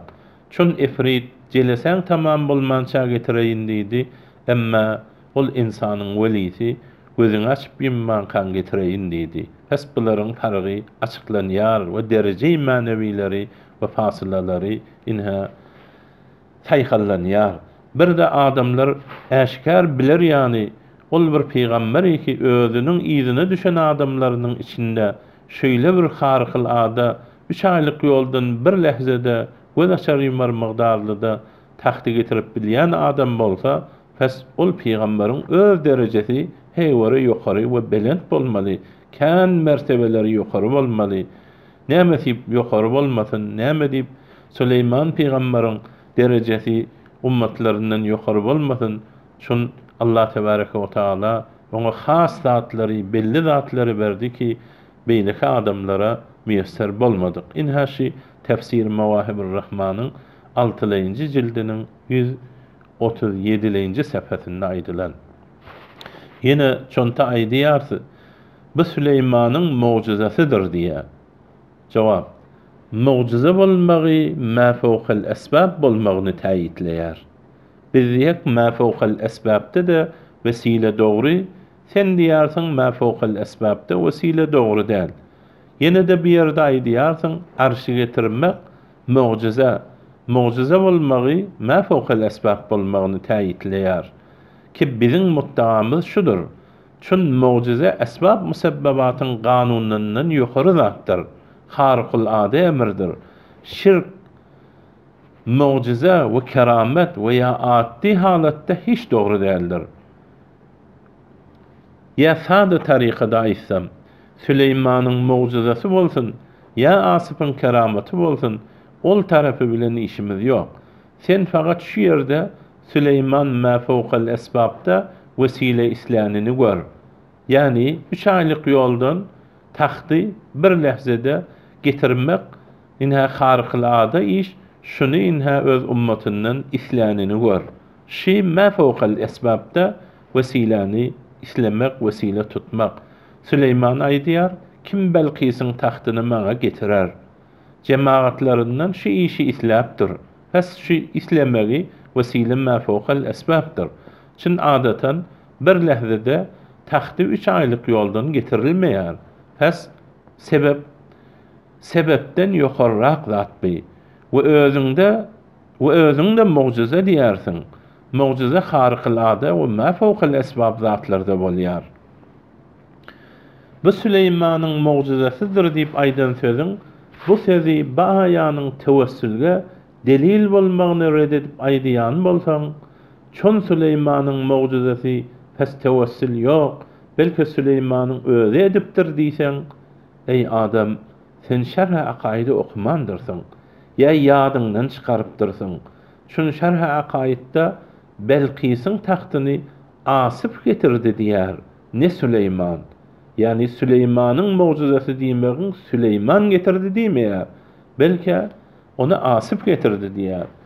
Inha şerh-i akaidin aýdyşy el-kitabu natiqun bi zuhuriha min Meryem ve sahibi Süleyman aleyhisselam. Şerh-i akaidin 226-njy sepeti. Ya yine bir yerinde şunu tekrarlap aýdýar. Ketiyani sahibi Süleyman aleyhisselam ve hu Asif bin Berhiya al-Eşhuri be arşi Belkis qabla irtidadi tarfi ma'a bu'dil mesafe. Yani Asif getirdi taxtı diýer. Şerh-i akaidin 227-nji sepetinde. Fes Süleyman aleyhisselam cemaatlarından ma fawqal esbabdan vesile talap edipdir. Şayet sen akaid hem iştiba ýazypdyr diýsen, çün mensuh şeriatdan delil getiripdir diýdin. Çün senden bu da baýid däl. Çün aqide we şirk we tawhid hemme şeriatda berliginden we furugda bolsa şeraýy men qablana biduni inkar we yamallanman Qur'anda ýa sünnetde gelse amal bolýanlygyndan gafil we jahilsiň. Eger Süleyman aleyhisselam özü mugjizasy bilen mustaqim etjek bolsa, bu wesilen ma fawqal esbab etmejek bolsa, näme diýip ya eyyuhal malau eyyukum ya'tini bi'arşiha diýär. Ey cemaatlar, sizin haýsy biriňiz Belkisyň taxtyny maňa getirip bilersiňiz. Özü hiç kimden dilemän mustaqim getirmeýär. Özü getirmän, belki başgalara getirtmekliginiň hikmetini Tefsir Mevahibur Rahman'dan okuydum, hikmetlere fikir et. Eyyukumnyň hitabyny düşünmeýärsiňmi? Ya'tini'nin fa'ilini görmedim diýärsiňmi? Ene atike bihi qabla yertette ileyke tarfuk, ene zamiriň manasyny kimden ibaret edýärsiň? Atikanyň fa'ili mustatir bilen kaf zamiriň mef'ul manasyny sana düşündirmeýärmi? Mef'uli manasyny sana düşündirmeýärmi? Ki arş getiren Süleyman däldigini. Belki şu ýerde vesile ma fawqal esbabdyr. Senin istilahyna göre. Yine çonta 5-nji terakda söz düzgünini çäşirip aýdýar. Ummatyň keramati nebiniň nübuwatyna delildir. Maňa jogap. Maňa kim mu'tarazdyr? Bizim maňa etirazymyz ýok. Asypyň keramati Süleýmanyň mugjizasy bolmagy vesile ma fawqal esbabny nefi etmeýär. O onuň bilen tersligi ýok. We seniň mutdaňyda peýda bermeýär. Çün weliniň keramati peýgamberiň mugjizasy boluşy, peýgamber şu keramati, meselem taxty getirmegi enjam berýär diýdigi däldir. Ta vesile nefi bolar ýanyk. We şu wakada Süleyman Belkisyň taxtyny özü getirer ýanyk. We Asypdan vesile tutmaz ýanyk. Bu jüre däldir. Belki weliniň keramati peýgamberiň mugjizasydyr diýilen kepin manasy budur ki, bu keramati ki weliden sadyr bolýar, Asyp şu taxty getirýär we Süleyman şondan isleýär we bu keramat ondan görünýär, metbu' bolan we ýzyna düşen peýgamberiniň dini hak bolanlygy jähetlidir. Çün weli peýgamberine kamil mutabakat edenden soň, kamil peýgamberiniň ýzyna düşenden soň welide keramet görünýär. Pes ol dini ki ol peýgamber getiripdir, hak bolmaly we şonuň filagy üçin onuň ýzyna düşen adamda keramet görünýär. Ummatyň keramati nebiniň nübuwatyna delil bolmagy bu ýerde Süleýmanyň vesile tutmagy bilen munafi däldir. Şer'a gaýtda şeýle beýan bolýar. Ve yekunu zalika ay zuhur khawariqil aadati min al-wali alladhi huwa min ahadil umma mu'jizatan lir-rasul alladhi zaharat hadhihi al-karama liwahidin min ummatihi li'annahu yadhharu biha ay bitilka al-karama annahu wali ولن يكون وليا إلا وأن يكون محقا في ديانته، وديانته هو الإقرار باللسان والتصديق بالقلب برسالة رسوله مع الطاعة له. شرح عقائد إنها 228 sefesinde. Ey adam, ummatın keramatının, nebinin nübüvvetine delil bolmagy, tevessül ma fawqal esbabi reddetmäge näme repti bar? Bu qadiýanyň, bu mukaddamanyň hatta owsaty nirede? Yine çonta 5-nji taragynda bahsy garşdyrýar we aýdýar, Belqisyň tahtynyň gelmeginden ulugrak aýyň iki bölünmegi we İsa ala nebiyina we aleyhissalatu vesselamyň ölüýüni diriltmegi we laýdan edilen kuşlaryň uçmagy we asanyň ejdaha bolmagy we dünýäniň daşdan dogmagy we başga hemkän mucizeler her nebiler we her resulden aleyhisselamlardan görülen we sabit bolan. Subhanallah. Bunun jawaby aýyň ýarylmagy we Hazreti İsa'nyň ölüýüni diriltmegi we laýdan edilen kuşlaryň uçmagy we başga mucizeleri kesen bir ýerde sanaýarsyň, Süleymanyň weziri Asypyň tahty getirmegi bilen garşdyrýarsyň we halty mebhes edýärsiň. Baýdan mucizelerin, peýgamberleriň mustaqim we dogryja öz elinden zahir bolan mucizelerdir. Bir işlerde ma fawqal esbab diýen zadyňda wesile tutmak ýokdur. Bir işlerde peýgamberler, olaýdan peýgamberleriň hiç kimden wesile tutmandyr. Bizim muttaqamyz ma fawqal esbabda wesile dogrulygy sabit etmekdir.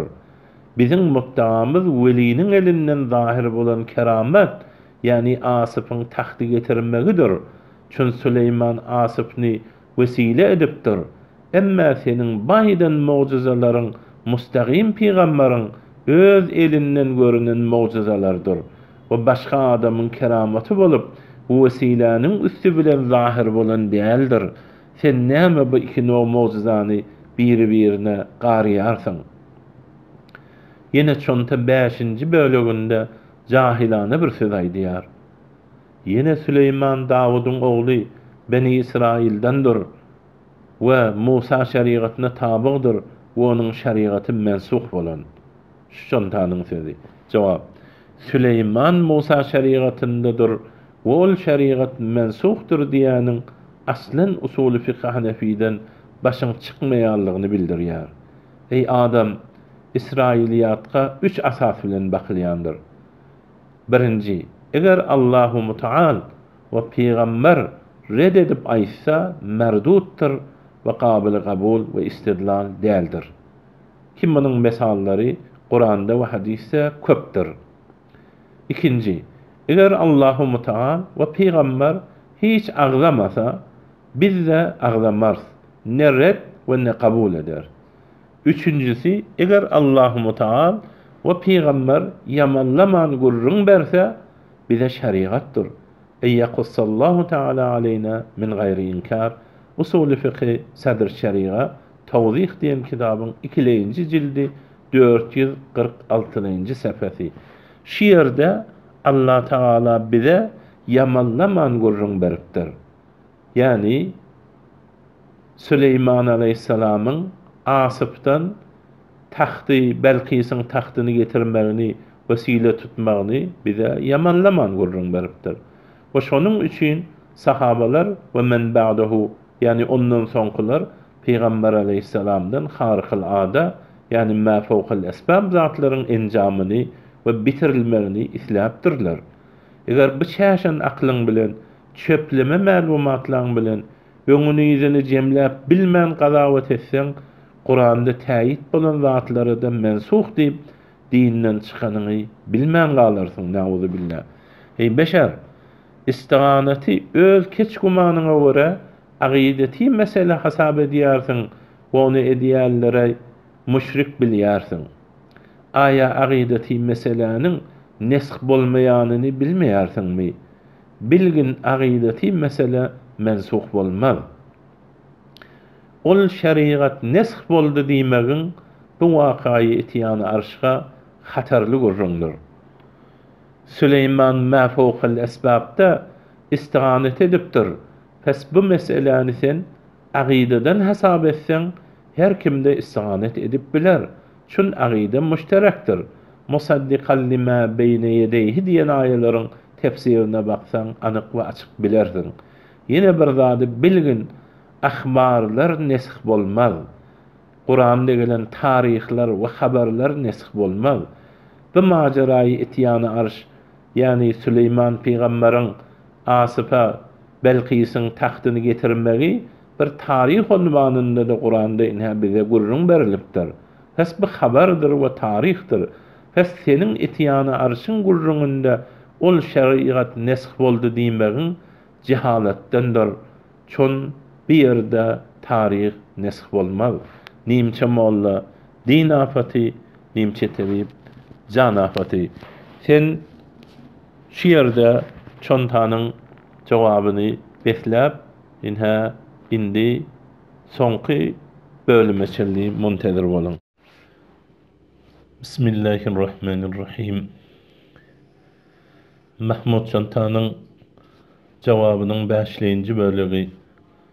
Yine çontanın 5-nji teraginde 5-nji bölük sesinde Süleyman aleyhissalatu vesselam'ın öz cemaatlarından ma fawqal esbabda vesile tutuşunu iştibah düşünüşü ve şeyle aydiye ve yine ol vakıata halin la umume leha, yani şu çontanın sözü, yani ol Süleyman'ın ol hazır cemaatlardan insicinden vesile talep etmekliği bir vakayı haldır, onun umumiyeti yoktur. Ol başka yere delil olup bilmez diye. Cevap: bu aynı hamakat ve cehalettir. Telbeler gibi semreyarsın ve düşünmeyarsın. Ey adam, baye senin nazarından mensuh bolsa, ki mensuh diýip aýtdyň, istidlalga yaramaz, delil getirmäne yaramaz. Çün mensuh bilen istidlal we delil edilmez. Fes istidlalga yaramayan ayaga usulunun kanununy näme okuyarsyň? Waqi'ata halilla umume leha diýeni ol usulun kanunudur. Usulun kanununy ol mensuha okuyan däldir. Çün usulun kanuny, usul-i fiqhin kanuny kitap we sünnet we icma we kıyasdan hüküm çıkarmaklygyň gawanynydyr. Hüküm çıkarılmaklyga yaraman mensuha hükm istinbat etmekligiň asyl we gaidasyny okuymak abassır. Şoňa aklyň yetmedimi? Mundan ötürä bezafada waqata halin la umume leha diýeni usul-i fiqhnyň hekayetul fa'li la ta'ammud diýen gaidasyndan alynandyr. Bar senin aydanyny kabul edeyli. Bu Süleymanyň Asıf'dan Belqis'in tahtını getirmegi islemegi ve ma fawqal esbabda vesile etmegi waqata hal bolanlygy üçin Süleymana has diýäýli we başgalarga umumiyeti ýok diýäýli. Aya Süleymanyň ma fawqal esbabda öz cemaatlaryndan we Asıf we cinnen vesile tutmagy özüne dogry mudur? Şahsy Süleymanyň özüne dogry mudur? Ya Süleymanga şirkin zereri yok mudur? Ki sen vesile ma fawqal esbabı şirk diýip aýdýarsyň. Ya şirk Süleymanyň şeriatynda dogry mudy? Ya küfr şirk şeriatlarda fark edýärmi? Ey adam, senin aqidaňa göre istiganet ma fawqal esbabdan şirk bolsa, istiganet etmek ma fawqal esbabdan şirk bolsa, Süleymanyňa hem dogry bolmaz. Çün aqida ahkamlary hemme şeriatda birdir. Şirkin istisnasy bolmaz. Belki adam atydan ta ahirki adam waçelli şirk haramdır we insany dinden çykaryandyr. Çün tawhide munafidir. Fes näjire Süleymanyňa dogry bolýar?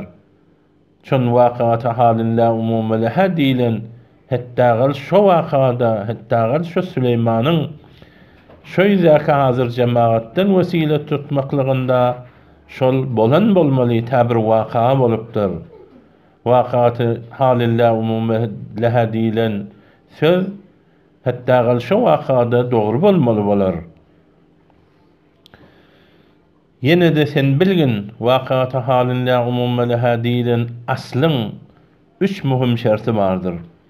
Bir şol has vaka bilen gayri vakaların arasında tesviye ve denglik bolmaly däldir. Eger denglik bolsa we tesviye bolsa la umume leha diýmek bolmaz. Belki umumiyeti bolar. Tawzih diýen sadr şeriýanyň gadyrly we erzişli usuly fiqhinde gelýär. Hanefiler Beytullah'nın içinde farz ve nefil okuyup bolar diýerler. Çün sallan nebi sallallahu aleyhi ve sellem fil Kabe, yani Peygamber Beytullah'nın içine girip namaz okuydu. Feth-i Mekke günü. Emma İmam Şafii aýdýar, Peygamberin Beytullah'ın içine girip namaz okuymaklygy waqiata halin la umume leha. Bir wakadır, onun umumiyeti bolmaz. Fakat nefilge hastır. Çünkü Peygamber nefil okuydu.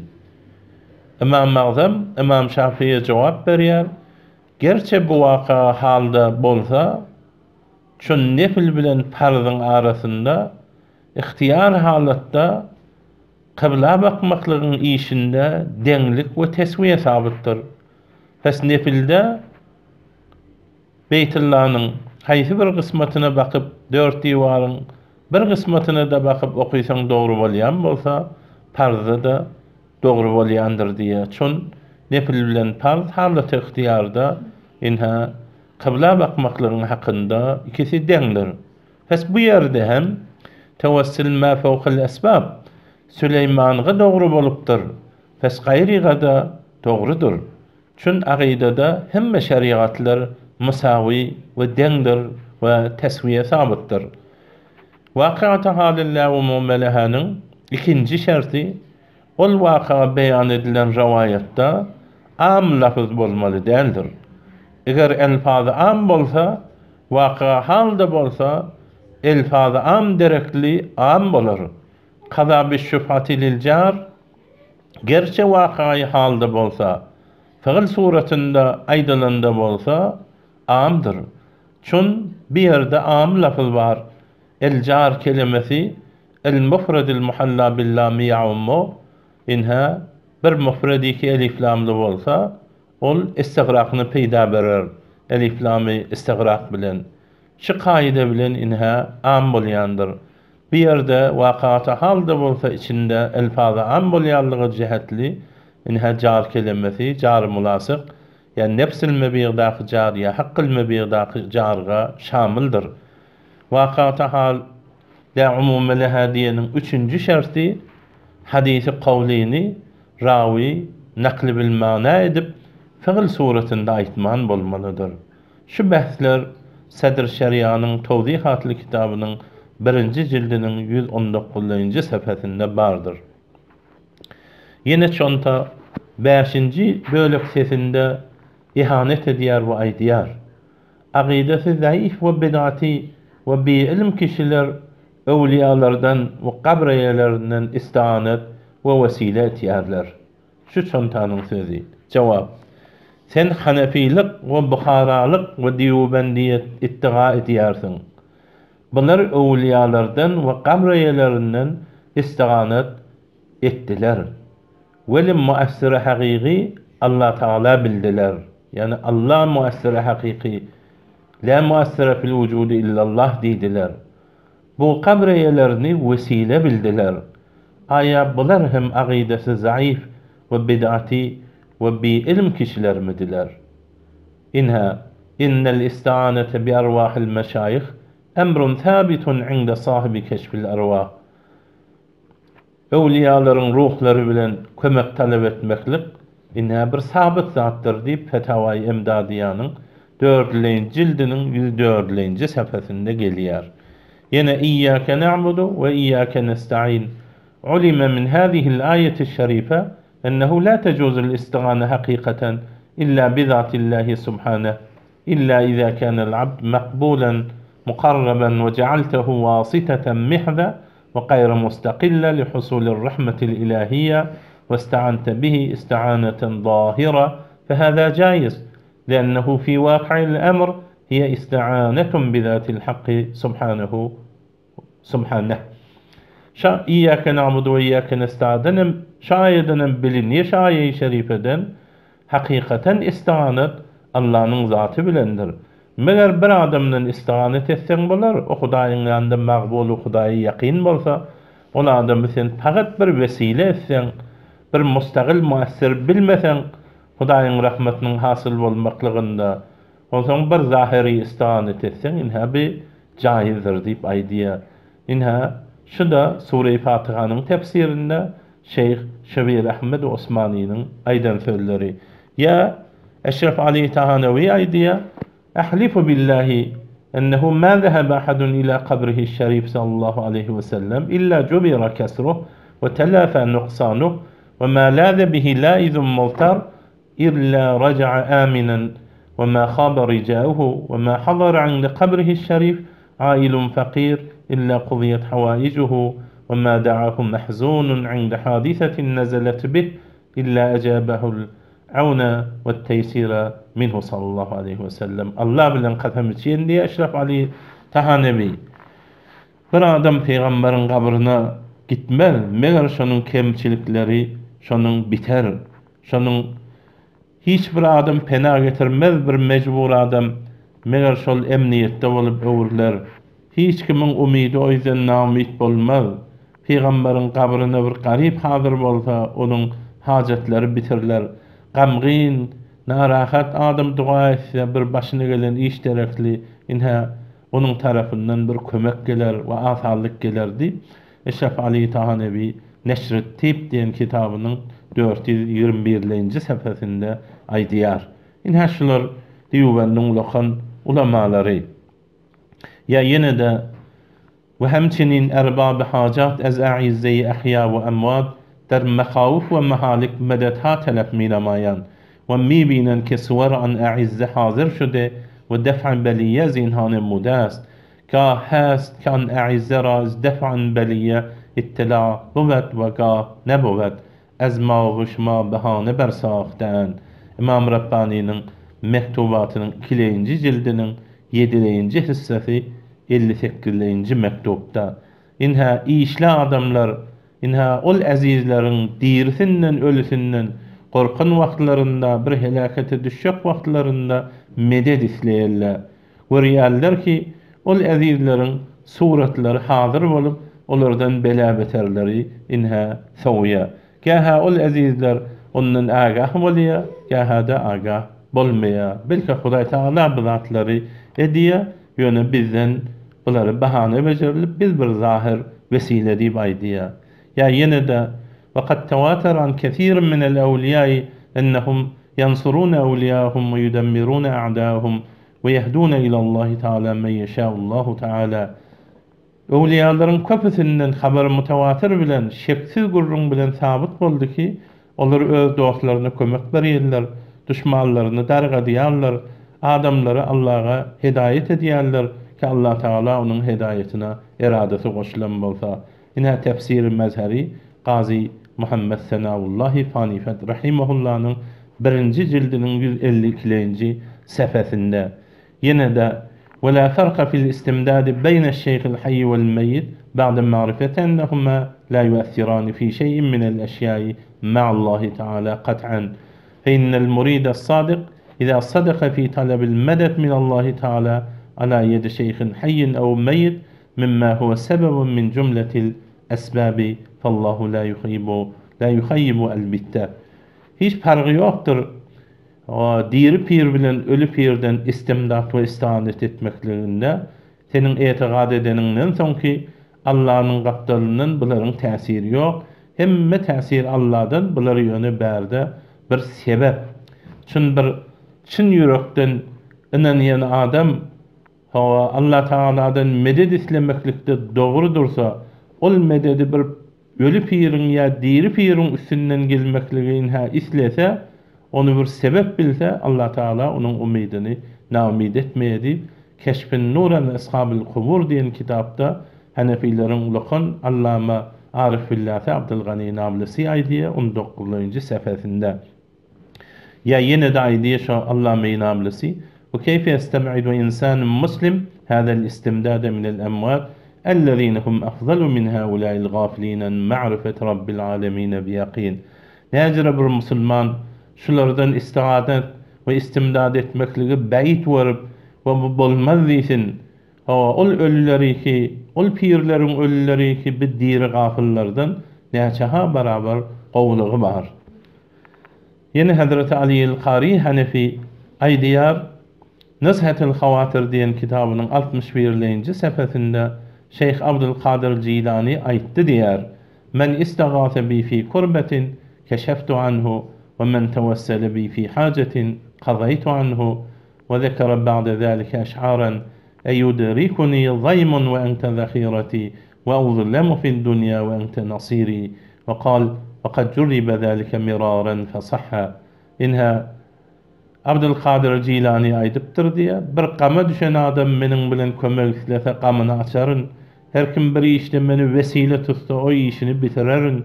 Şonuň ýüzünden inha şu şeýerde aýtdy: "Aya maňa bir zulm ýetişermi? Sen meniň penahym bolun, sen meniň zahiram bolun halynda dünýäde zulmedilerini sen meniň inha kömekçim bolan halynda" diýip inha şunu El-Basair diýen kitabyňa 73-nji sefesinde aýdypdyr. Şunu tejribe edilipdir, keraran we meraran sabit bolup we sahih çykypdyr. Assalamu alaykum we rahmetullahi we berekatuh. 6-njy bölügine muntazir bolun.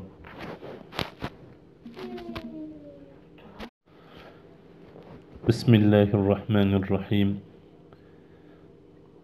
Mahmud Çontanyň jawabynyň 6-njy bölegi. Yine çonta waswasa bolup betguman bolup aýdýar: "Ýa-ki İsmail Sepewiýni birje türkmen padşah diýip şoňa üýýäňizmi?" Şeýle çontanyň sözi. Jawap: "Hasret we hasarat halyňa, wagan aglyňa we aklyňa şeytan tüýküren adam sen. İsmail Sepewi birje türkmen padşah däldir. Türkmeniň köp padşahlary we silsile padşahlary geçendir. Seljugiler, Akgoýlular we Garagoýlular. Türkmen taryhy bilmeýänliginden bu söz aýdýan. Hi bolmanda 600 ýyl Osmany padşahlaryň türkmen we gaýy tiresindendigini bir çağa da bilýär, şunu bärim bilmeliýär. Mereka gelişmeýän bir söz aýdýan.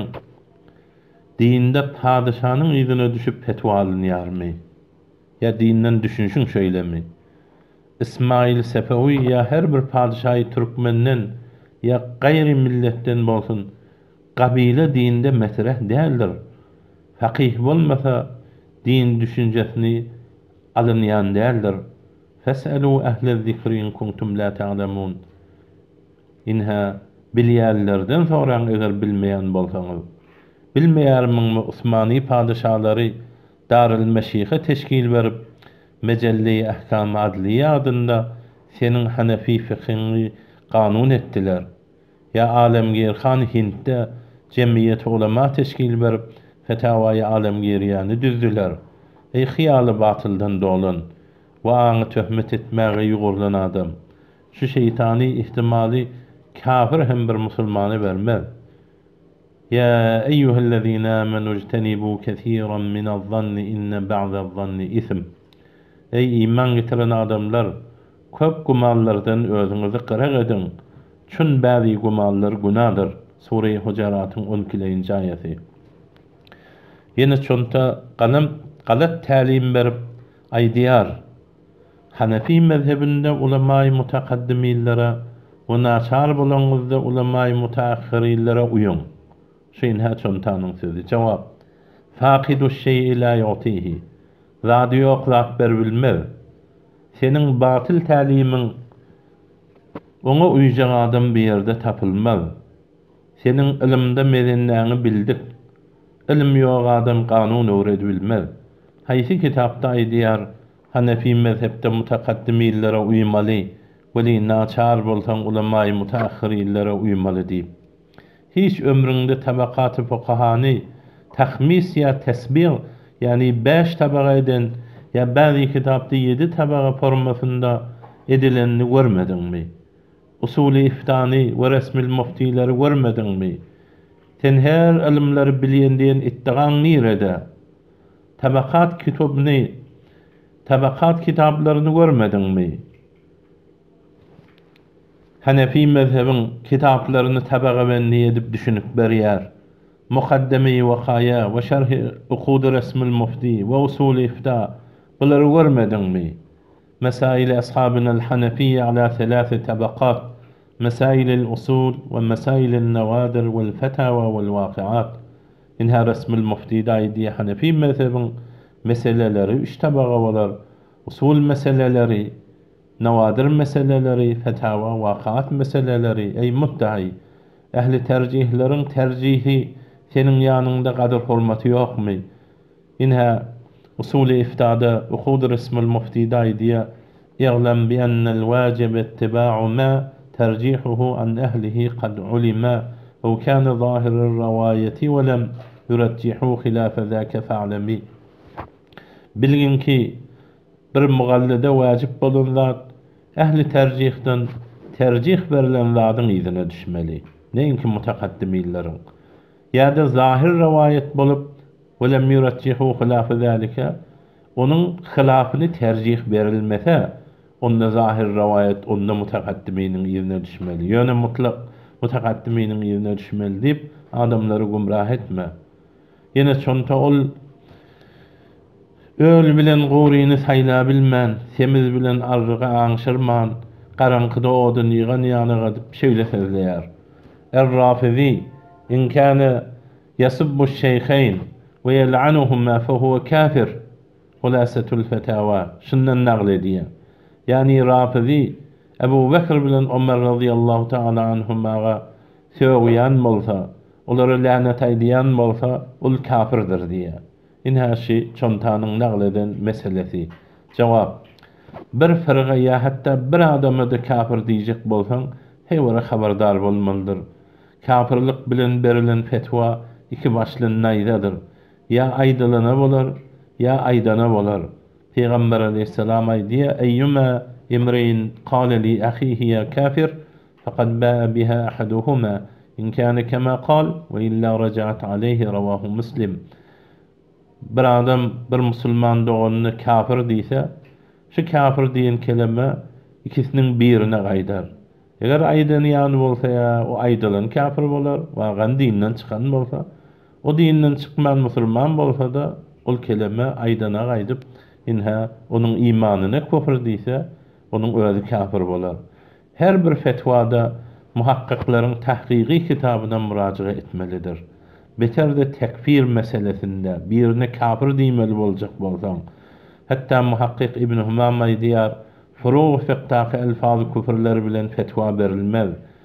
Bir adam kafir boldy diýsen, murtet boldy diýdiň, ibadaty hatta amal boldy diýdiň, zenanasy talak boldy diýdiň, oňa istitabat etmeli, toba islemeli, 3 gün içe toba etmese onu öldürmek mujaz diýdiň, muňa heýwara habardar bolmaly.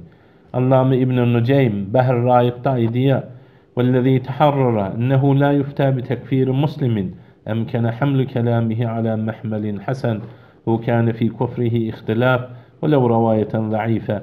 Ala hâzâ fe ekseru elfâz et-tekfir el-mezkûra la yufta bit-tekfir biha ve laqad elzemtu nefsî en la uftiye bi şeyin minha." İnha onlady ki sabit bolupdy. Hiç bir musulmany kafir diýip fetwa bermelidir.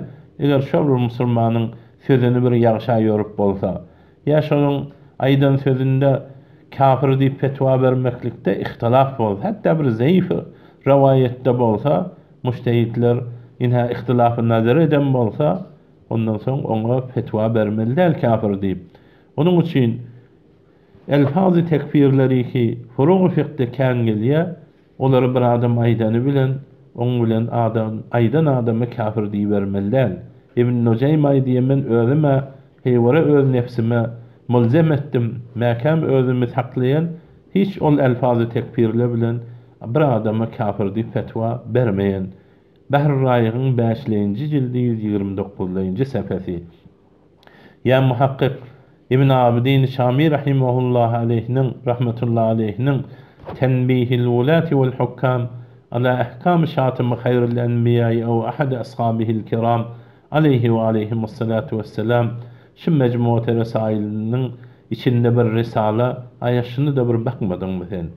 Şu risalede qovay diye İza alimte hâzâ zahara leke ennemâ merra anil hulâse min ennel râfidî izâ kâne yesubbu'ş şeyheyn ve yel'anuhuma fehuve kâfir fehuve muhalifun lima fi kutubil mezheb ve şuruhil mevzu'a لنقل ظاهر الرواية ولما قدمنا عن الاختيار وشرح الأقايد بل مخالف للإجماع yani bir gurrunlar aydandan soň aýdýar inha şu zatlar bilen saňa belli boldy ol hulasada aýdylan zat hulasada aýdylan zat ýanky çontanyň nagledeni Rafizi Ebu Bekir Ömer'e söwse inha kafir bolýar olara lanet eýse kafir bolýar diýilen söz diýe şula mezhepdäki kitaplar hemmesine muhalif hatta metine de muhalif hatta zahir rivayeti nagletmäne goýulan şerhlere de muhalif. Hatta el-ihtiyar diyen kitaptan birini nagleden zadımıza da şerh-i akaide de muhalif, hatta icmağa muhalif deyip inha şunu İbn Abidin aydiye. Sen şol fetvana red edilipdir şiirde. Şu senin avam peribi edip iyile aldacak bolan abaratına şu söze aydılıpdır. Yalançının hafızası olmaz deyip özün ayttın. Senin de hafızan yok. Şun ayttın Hanefi mezhepte ulema-i mutakaddimillere ve naçar bolanızda ulema-i mutaahhirillere uyun. Şu senin sözün. Yani şu sözün bir yalan kaidan şey. Özün hem şiirde amel etmedin. Çün hulasatil fetavadan nakleden ibaratına muhakkik İbn Abidin aydiyar zahir rivayet ve icmağa tersir. Yani senin şiire kafir diyen sözün mutakaddimillere ters. Özün mutakaddimin ulamalardan bir zat tapılsa şoňa uyun diýen. Ýene de mutakaddimillere ters bolan bir ibaraty sen tapyp şonuň bilen inha fetwa berýän. Ey adam, Tanrıdan kork. İnnel mujazafata fi ahkamillahi haramun bil icma'. Inha ýene İbn Abidin aýdy. Hudaýyň hükümlerinde çen Allah bilen keplenmeklik icmağa haramdır. Böyle çalışdan çatmayıkan diyen bolmagın. Inha bu cevabın 7-nji bölümne muntazir bolun. Bismillahirrahmanirrahim. Mahmud Çontanyň cewabynyň 7-nji bölümi. Yine çonta diye bid'atın ma fawqal asbab ve ma tahtal asbabka taksim etmegmi Qurbanpur bid'at tipdirler. Bu bid'at-ı lugawidir ve şer'i däldir. Inha şu çontanın sözü. Cevap: bid'atın ma fawqal asbab ve ma tahtal asbabka taksim etmegi bid'at-ı lugawi dipdir. Şeýle aýdýarsyn. Ayatın istilahı şer'de gurrun etmeýänmi? Men bilen şuat lugat ilminde gurrun edýärsiňmi? Bir lugat sabit etmäni gurrun edýärsiňmi ýa istilahı şer'de? Sen öz gurrun eden zadyňy bileniň ýokmy? Wesile tutmak şer'de gurruna gelýän zatdyr. We istilahı şer'de bahsi bolýan zatdyr. Ta hukm şer'isini bilmek üçin. Şu ennada aklu derayetin ýokmy? Ta bahs edýän mawzuýyň şerh hukmundamy ýa bir emr lugawiydamy şolary saýhallap biler ýani. Ýa-da başga meseleleriň ýany adam aldajak bolýarsyňmy? Şerhin haýsy kitabynda wesiläni ma fawqal asbab we ma tahtal asbabga taksim edýär. Birlere de şu mutakaddimilleriň sözünden we eger tapmasaň mutaahhirillerden diýip aýdyşyň ýani şolaryň sözünden we kitabyndan tap deber. Bize göreýli. Ýöne Hanefi mezhepde tabaqat-ı fuqahaga girýän bir sözü sened edilýän adamlaryň sözünden getir.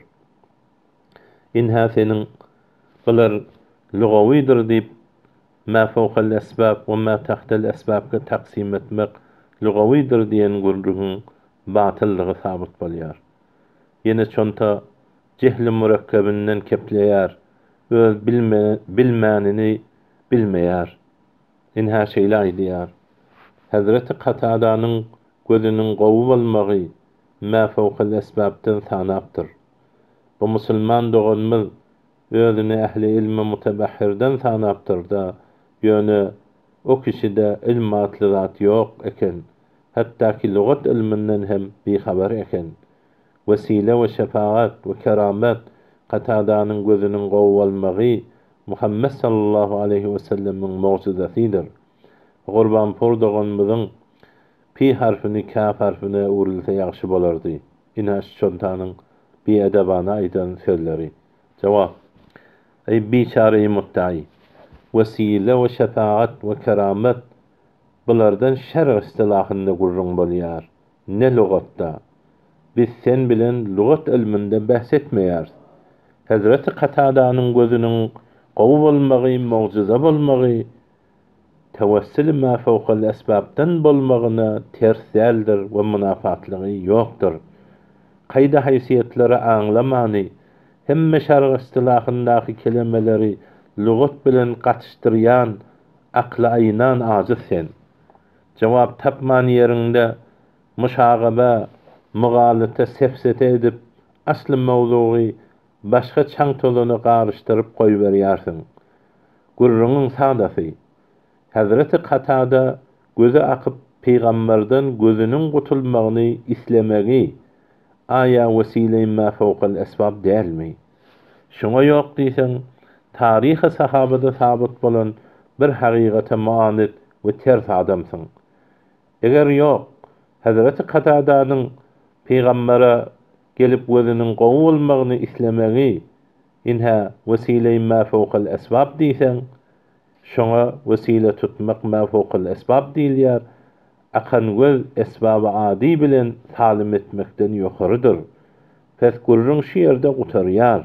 Bu vesile tutmak ma fawqal esbabdan şirk bolmaýar, belki peýgamberiň öz elinde täýitlenýär. Emma Peýgamber aleyhissalatu vesselamyň mucize taryka bilen gowy etmegi ma fawqal esbab we harikal ada bilen şu işin dogrulananyny täýit edýändir. Mucize şirk tagadany täýitlemez. Çaşy göz ters görýändir. Senin ile yalan we yaramaz we ters formada din düşündirşiň. Başyň Mahmudyň miminiň daire-i haýranynda galan ýani. Wa aýagyň hem mimiň daire-i dewwarynda dewr wurup we başa aýlanýan ýani. Weleda adyň ahyry hem owwaly ýani mim bolsun diýäsim gelýär. Adyň ha hurmatyny adyň ha harfyny aýrasym gelýär. Ta ha hurmatyndan mahrum galar ýani. Ha harfyň ýerine zali zilletni sana besläsim gelýär. Şun zillet zelalatga şaýystyr. Weli sen ýaly jeridäl. ولا تنابزوا بالألقاب بئس الاسم الفسوق بعد الإيمان ومن لم يتب فأولئك هم الظالمون. Bir-biriňize lakab oklamaň, ol biderek pasyklygatdyr. İman getirenizden soň her kim tövbe etmese ol adam zalimlerdendir diýen aýadan gorkýaryn. Şundan gorkýarlygym üçin beýle edin diýmeýärin. Yine çonta yalandan ağzımda kep koyar, şeýle aýdýar. Goýa bir adamyň Allah Celle Celaluhu birle kepleşmegini dürüst diýjek bolup, ya her adam Allah Celle Celaluhu birle kepleşýändir diýjek bolup, ya zereri ýok diýjek bolup, ya kelimullahlyk sıfat Musaga has däldir diýjek bolup, Meğraç gecesinde peýgamberiň kepleşenini we Musa we Şabanyň kepleşenini getiripdir. Inhaş çantanyň sözi. Jawap: diýjek bolup diýärsiň. Goýa diýjek bolsam senden ejaze gerekmi? Diýjek bolsam diýärinde, ey bi insafy biçara. Sen ajizsen. benim aýtmadyk kepimi aýtdy diýip we aýtmagan sözümi mahkum edýärsiň. Gylyk we hyslatyň adamyň agzynda kep goýup tahayyüli mahkum etmekdir. Bir musulman adamyň aýdýan sözüni ýagşa yormakdan üçin ol wagyzyň aýdan sözüni Mevlana'nın Musa we Şebanyna we Gazzali'nin Borha Aswadyna teşbih etdim. Şo gurrunlamyň öň ýanyny eger kulak assaň aýdandyryn. Köpçiligiň içinde her zatlar bolar. Biz öjüre diýen adamy İran ulamalaryndan eşdenimiz ýok. Eger bolsa da inha Mevlana Celaleddin Rumi'nin hem içinde Musa we Şebanyň gurruny bardyr diýip inha şunu aýdýaryn. Ya şol sesimde aýdýaryn. Inha eger ýanky söz aýdylan da bolsa biz onu täýid edemiz ýok. Bu kim aýdanyny da bilenmiz ýok diýip şu sözü men aýdýaryn. Biçara şu sarahatdan soň hem ýene sen näme aýdýarsyň? Gelip aýdýan adamyň Allah bilen kepleşmegini dürüst diýjek bolup, ya her adam Allah Celle Celaluhu birle kepleşýändir diýjek bolup, ine şu sözü sen aýdýarsyň. Ey adam, şu sözlerimi eşitmedinmi? Yalanım çıkar diýip korkmadyňmy? Mudir kanallardan tagazam bar. Meniň şu sesimi goýsullar, o çontanyň sözüni hem goýsullar. Ta akylly we munsif adamlar şu adamyň yalançydygyny bilsinler we din rawaýat etmäge salahiýeti ýokdugyny düşünsinler. Assalamu aleykum we rahmetullahi we berekatuh. Indiki bölümne çelli muntazir bolan. Bismillahirrahmanirrahim. Yine Mahmud Çontanyň jawabynyň 8-nji bölümi. Çontanyň sözlerinden. Ol şeýle diýip aýdýar. Me'raç gecesinde peýgamberiň kepleşeni muttafaqyn aleyh däldir. Şayet ýüregi bilen kepleşen bolsun. Hem çynanyka ruýetde raýtu bi fuadi diýip we ihtimallar barlygy üçün ila ja'al ihtimal batal al istidlal. Ina şi çontanyň sözü. Jawap. Ila ja'al ihtimal batal al istidlal bu kaydany sakim we serqaw aklyň bilen her zady okuyjak bolsaň diniň köküne teşewwurarsyň. Şun diniň köpüsi fiqhiyat-ı zanniyatdır. Bu muhtemeldir. Bu mezhepte şarşıdır. Mezhebuna savabun yahtamilul khata'a ve mezhebu gayrina khata'un yahtamilus savaba. Şi yahtamilu la eger sen ila ja'al ihtimal batal istidlali özüň ehliyeti nazar bolman halan zadyna okuyjak bolsaň onda mezhepler de şüjre furuğda muhtemeldir. Bunu bilgin mujtehid we ya ehliyeti nazar adam ihtimalın bir tarafını tercih berse bizge delil bolar. Delilin muqallid qawlil mujtehid. Muqallidin delili mujtehidin sözüdür. O yüzden gerçi ihtimalda bolsa ol ihtimali racih bolup ol amele yarayandır. Mezheplerin asası şundandır. Emma Peygamberimizin Miraç gecesinde Allah Taala'ny görmegi we kepleşmegi muhakkikilan mezhebi ve ikisi de Peygamberimize sabittir. Hem görmegi hem kepleşmegi. Aqide kitapları okuysan gowular. Çon biz hemişe muhakkiklaryň we ahli terjihlaryň sözlerini şol ul ile fetwa bermelidir. İnha sen dinle. ثم الراجح أن نبينا صلى الله عليه وسلم رأى ربه ليلة المعراج مرة أو مرتين على الخلاف بدليل قوله تعالى ثم رآه نزلة أخرى عند سدرة المنتهى نخبة اللآلي شرح بدل الأمالي 43. sefesinde Maturidi aqidede düzülen kitap. Yani aydiyar delili güçlü taraf ki şudur. Bizim Peygamberimiz Miraç gecesinde Hudaýy gördü, bir mertebe ya iki mertebe. Yöne birliginde, ikiliginde inha ihtilaf bar. Çün Allah Taala'nın kowlu derekli, "Summa ra'ahu nezleten uhra inde sidratil muntaha." Onda Sidret-i Muntaha'nın yanında Allah Taala'nı yine bir mertebe gördü diýip şu aýany şoňa tefsirläpdir. Yine Cevheret-i Tevhid'in 116-njy sepetinde aýdýar: "Lil mu'minine iz bicaizin ulliqat hada we lil muhtari dunyen sebet."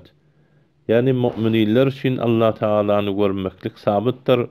Çün Allah Taala'nı görmekligi jaize täliq edildi. Dağ yerinde dursa sen meni görersiň diýip Hazreti Musaga aýdyldy.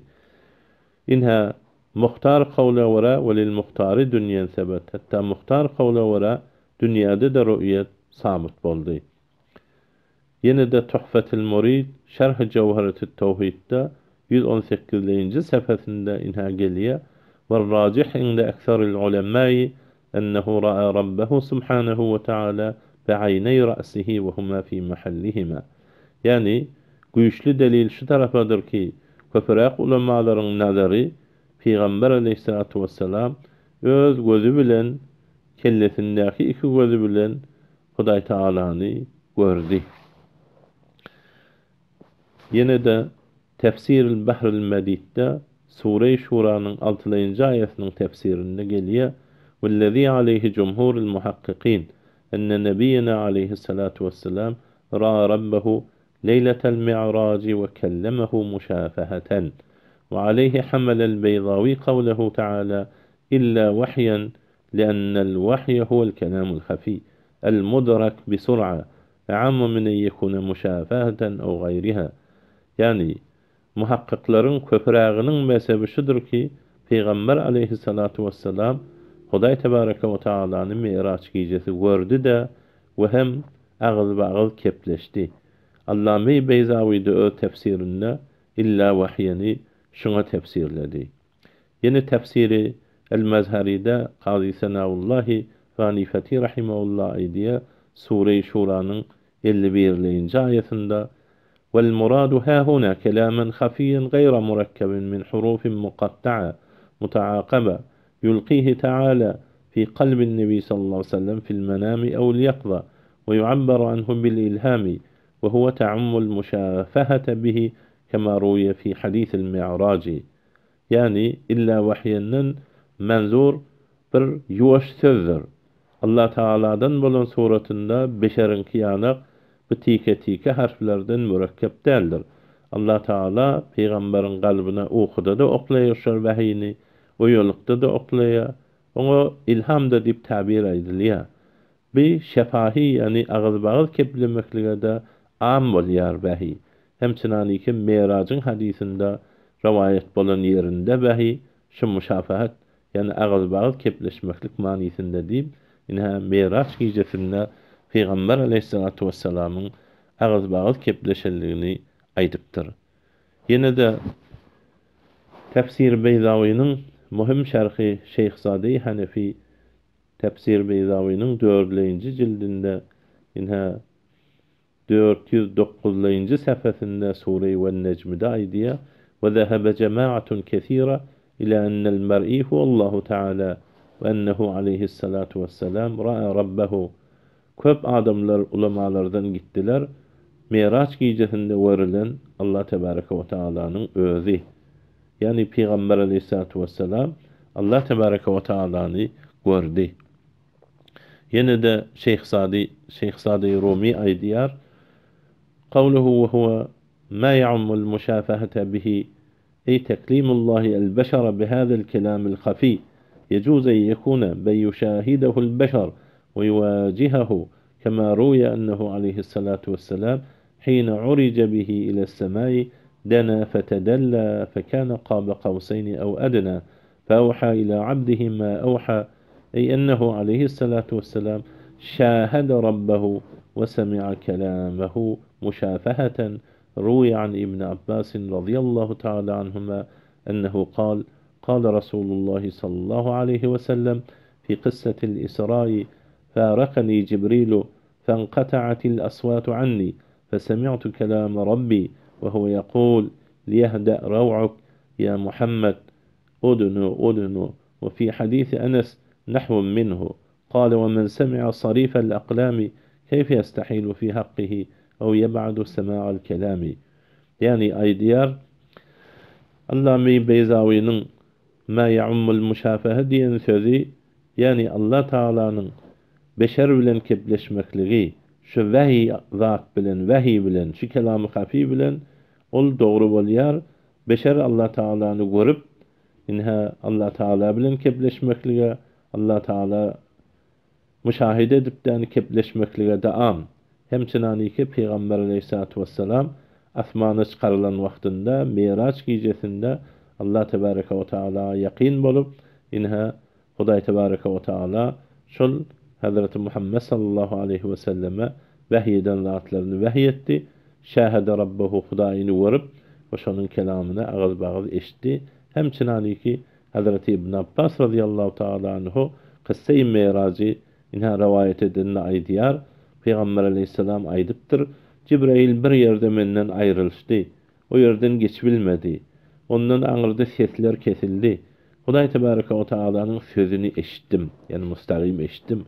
Allah Taala aýdýar: "Gorkma, aram bol, aram bol. Yüregiň jaýly bolsun ey Muhammed. Yaqin gel, yaqin gel" diýip inha Hazreti Enes de Hazreti İbn Abbas'ın hadisini meňdeş hadis rivayet edipdir. Olsa şu ýerde Allame Beyzawi aýdýar. Yani Şeyh Zade Rumi Allame Beyzawi'nin inha kelamını şerh eden aýdýar. Bir adamy ki periştelerin kalemlerinin sesini eşdiýärdi.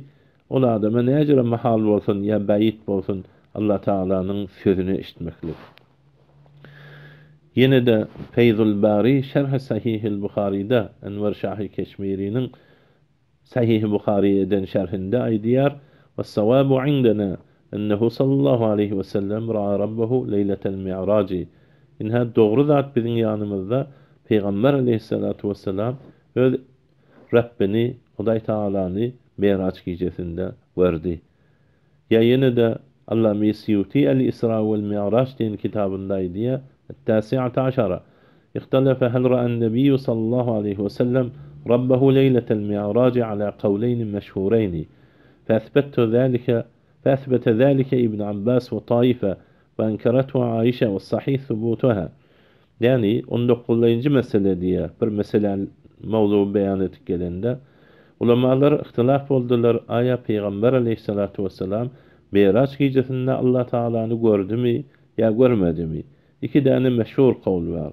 Hazreti İbn Abbas radıyallahu taala anhu ve bir ette ulamalar inha onu sabit ettiler. Ama sahabiyelerden Hazreti Ayşe onu inkar etti. Ama sahihi Peygamber aleyhissalatu vesselam'ın Miraç gecesinde Allah Tebaraka ve Taala'ny görmekligidir. Yine tefsir Ruhul Beyan'da aýdýar: "Ve kânel Hasan el-Basri rahimehullah yahlifu billahi enne Muhammeden ra'a rabbahu leyletel mi'raci." Yani sahih Hazreti Hasan Basri rahimehullah kasem içýärdi Allah'ın adı bilen ki Peygamber aleyhissalatu vesselam Allah Tebaraka ve Taala'ny inha Miraç gecesinde görüpdir.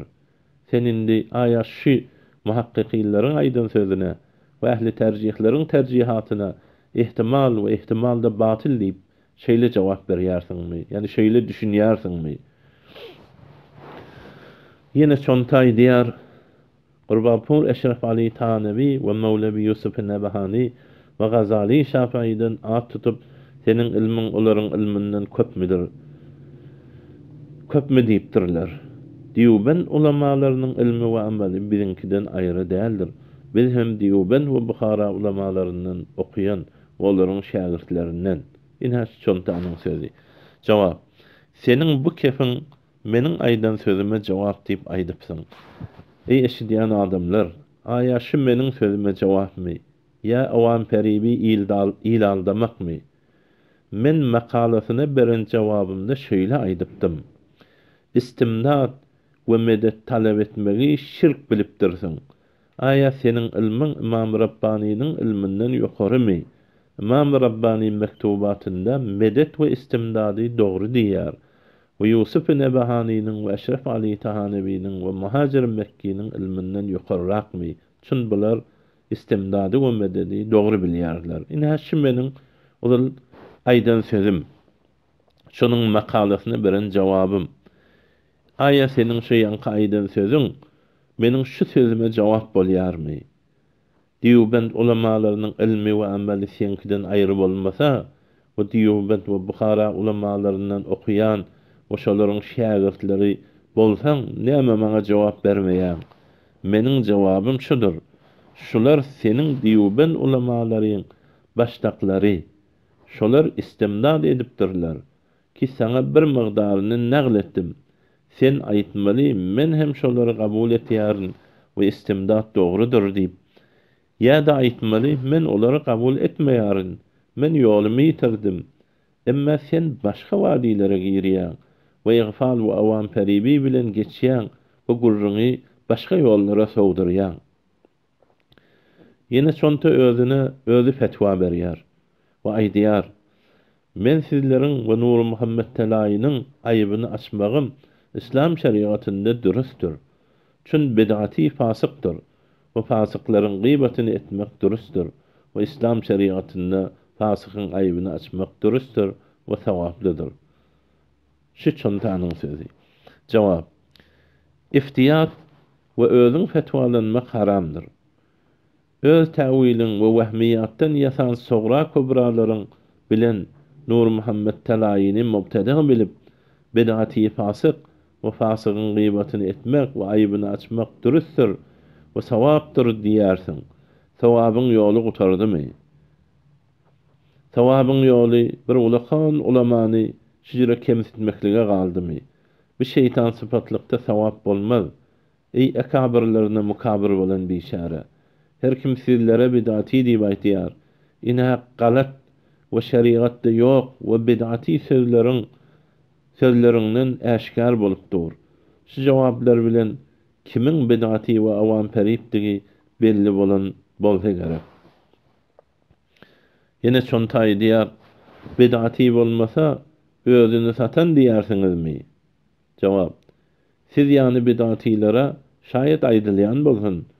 Bid'atiler bardyr istianet we tawassulni reddedip ýören we gadirhumny tebrik aýdyp ýören, ýa kitablary ters düşündirýän we galat fetwalara buýsanýan we jehli murakkepke giriftar bolup öz bilmänini we jahilligini bilmeýän olara mubtadiga biçare diýär. Her kim bir işleri etse öz betbaxtlygyndandır. Onu islap ýören de ýok, olaryň ýalançydygy da bilinýär. Ýene çonta aýdýar, ol Gurbanpur il olasyň aýbyny ýapyp ýaşyrjak bolmagy ahyrin derejeli hamakatdyr. Inhaş çontanyň sözi. Jogap. Il olasyň ýagşysyny aýdyp ýamanyny ýaşyrmak hamakat bolsa, seniň ilhamalyň ýoluň we diniň İslam ýoly däl bolmaly. Settarul uyuplyk, aýplary basyrýanlyk İslam ýoludyr. Peygamber aleyhissalatu vesselam aýdýar: "Men setara ahahul muslim fid dunya, setarahullahu fil ahireh, ve men neffesa an ahihi kurbatan min kurabid dunya, neffasallahu anhu kurbata yawmil kıyame. Allahu fi aunil abdi ma kana'l abdu fi auni ahihi." Rawahu Ahmed. Yani bir adam bir musulman doğannyň aýbyny basarsa, şu dünýäde Allah tebaraka we taala ahiretde onun aýbyny basarar. Her kim bir musulmandan gaýgyny aýyrsa, dünýäniň gaýgylaryndan Hudaý tebaraka we taala kıyamatyň gaýgylaryndan onun başyndan gaýgyny sowar. Allah taala bendäniň kömegindedir. Tez zamanyky bende öz doğanyň kömeginde bolsa. Yine Hazreti Ayşe radıyallahu taala anha aýdýar: "Aqilu zawil hayati zallatihim illa fil hududi." Rawahu Abu Dawud. Yani ulakan adamlaryň lagzyşlaryny olary gurrunga salmaň, meger hududlarda onda adam öldürmeli, adam öldüren bolsa, ya eli kesilmeli, ogurlygy sabit bolan bolsa, ya inha hududlarda şeýle sabit bolsa, onda o hududda şefaat ýöremeýär. Inäsen gelip Nur Muhammed Ahun Telaýynyň aýbyny açmaklykda sana sowap bar diýeniň Peygamber aleyhissalatu vesselamyň we dini İslamyň ýol berişine, ýani ýol körkezişine we hidaýet edişine ters gurrundur. Akyl bolsaň abyryly kişiniň ýamanyny örtüp ýaýyň ýakşysyn. Söz soňy. Aýtjak sözüňi saýhalla we sahih senet we delil bilen aýt. We ustadlaryň ýanyna barda ilim talim al we saýhally bil. Wegerne batyl ýol rewaç bolmaz we batyl ýoly sen ile neşr etseň günah alarsyň da sen ondan sowap almarsyň. Likulli fir'aunin Musa we likulli decjalin Isa. Her Firavun'un karşısında bir Musa vardır. Her Deccal'ın karşısında İsa vardır. Söz bilmesen, bilenine aytmasan, söz sözleyip söz aslına yetmesen, ya işçekende doğru karar batmasan, ol okun nişana yanını dirmez. Allahümme ec'alna minellezine yestemi'unel kavle feyettebi'une ahseneh. Subhane rabbike rabbil izzeti amma yasifun. Ve selamun alel murselin. Velhamdülillahi rabbil alemin.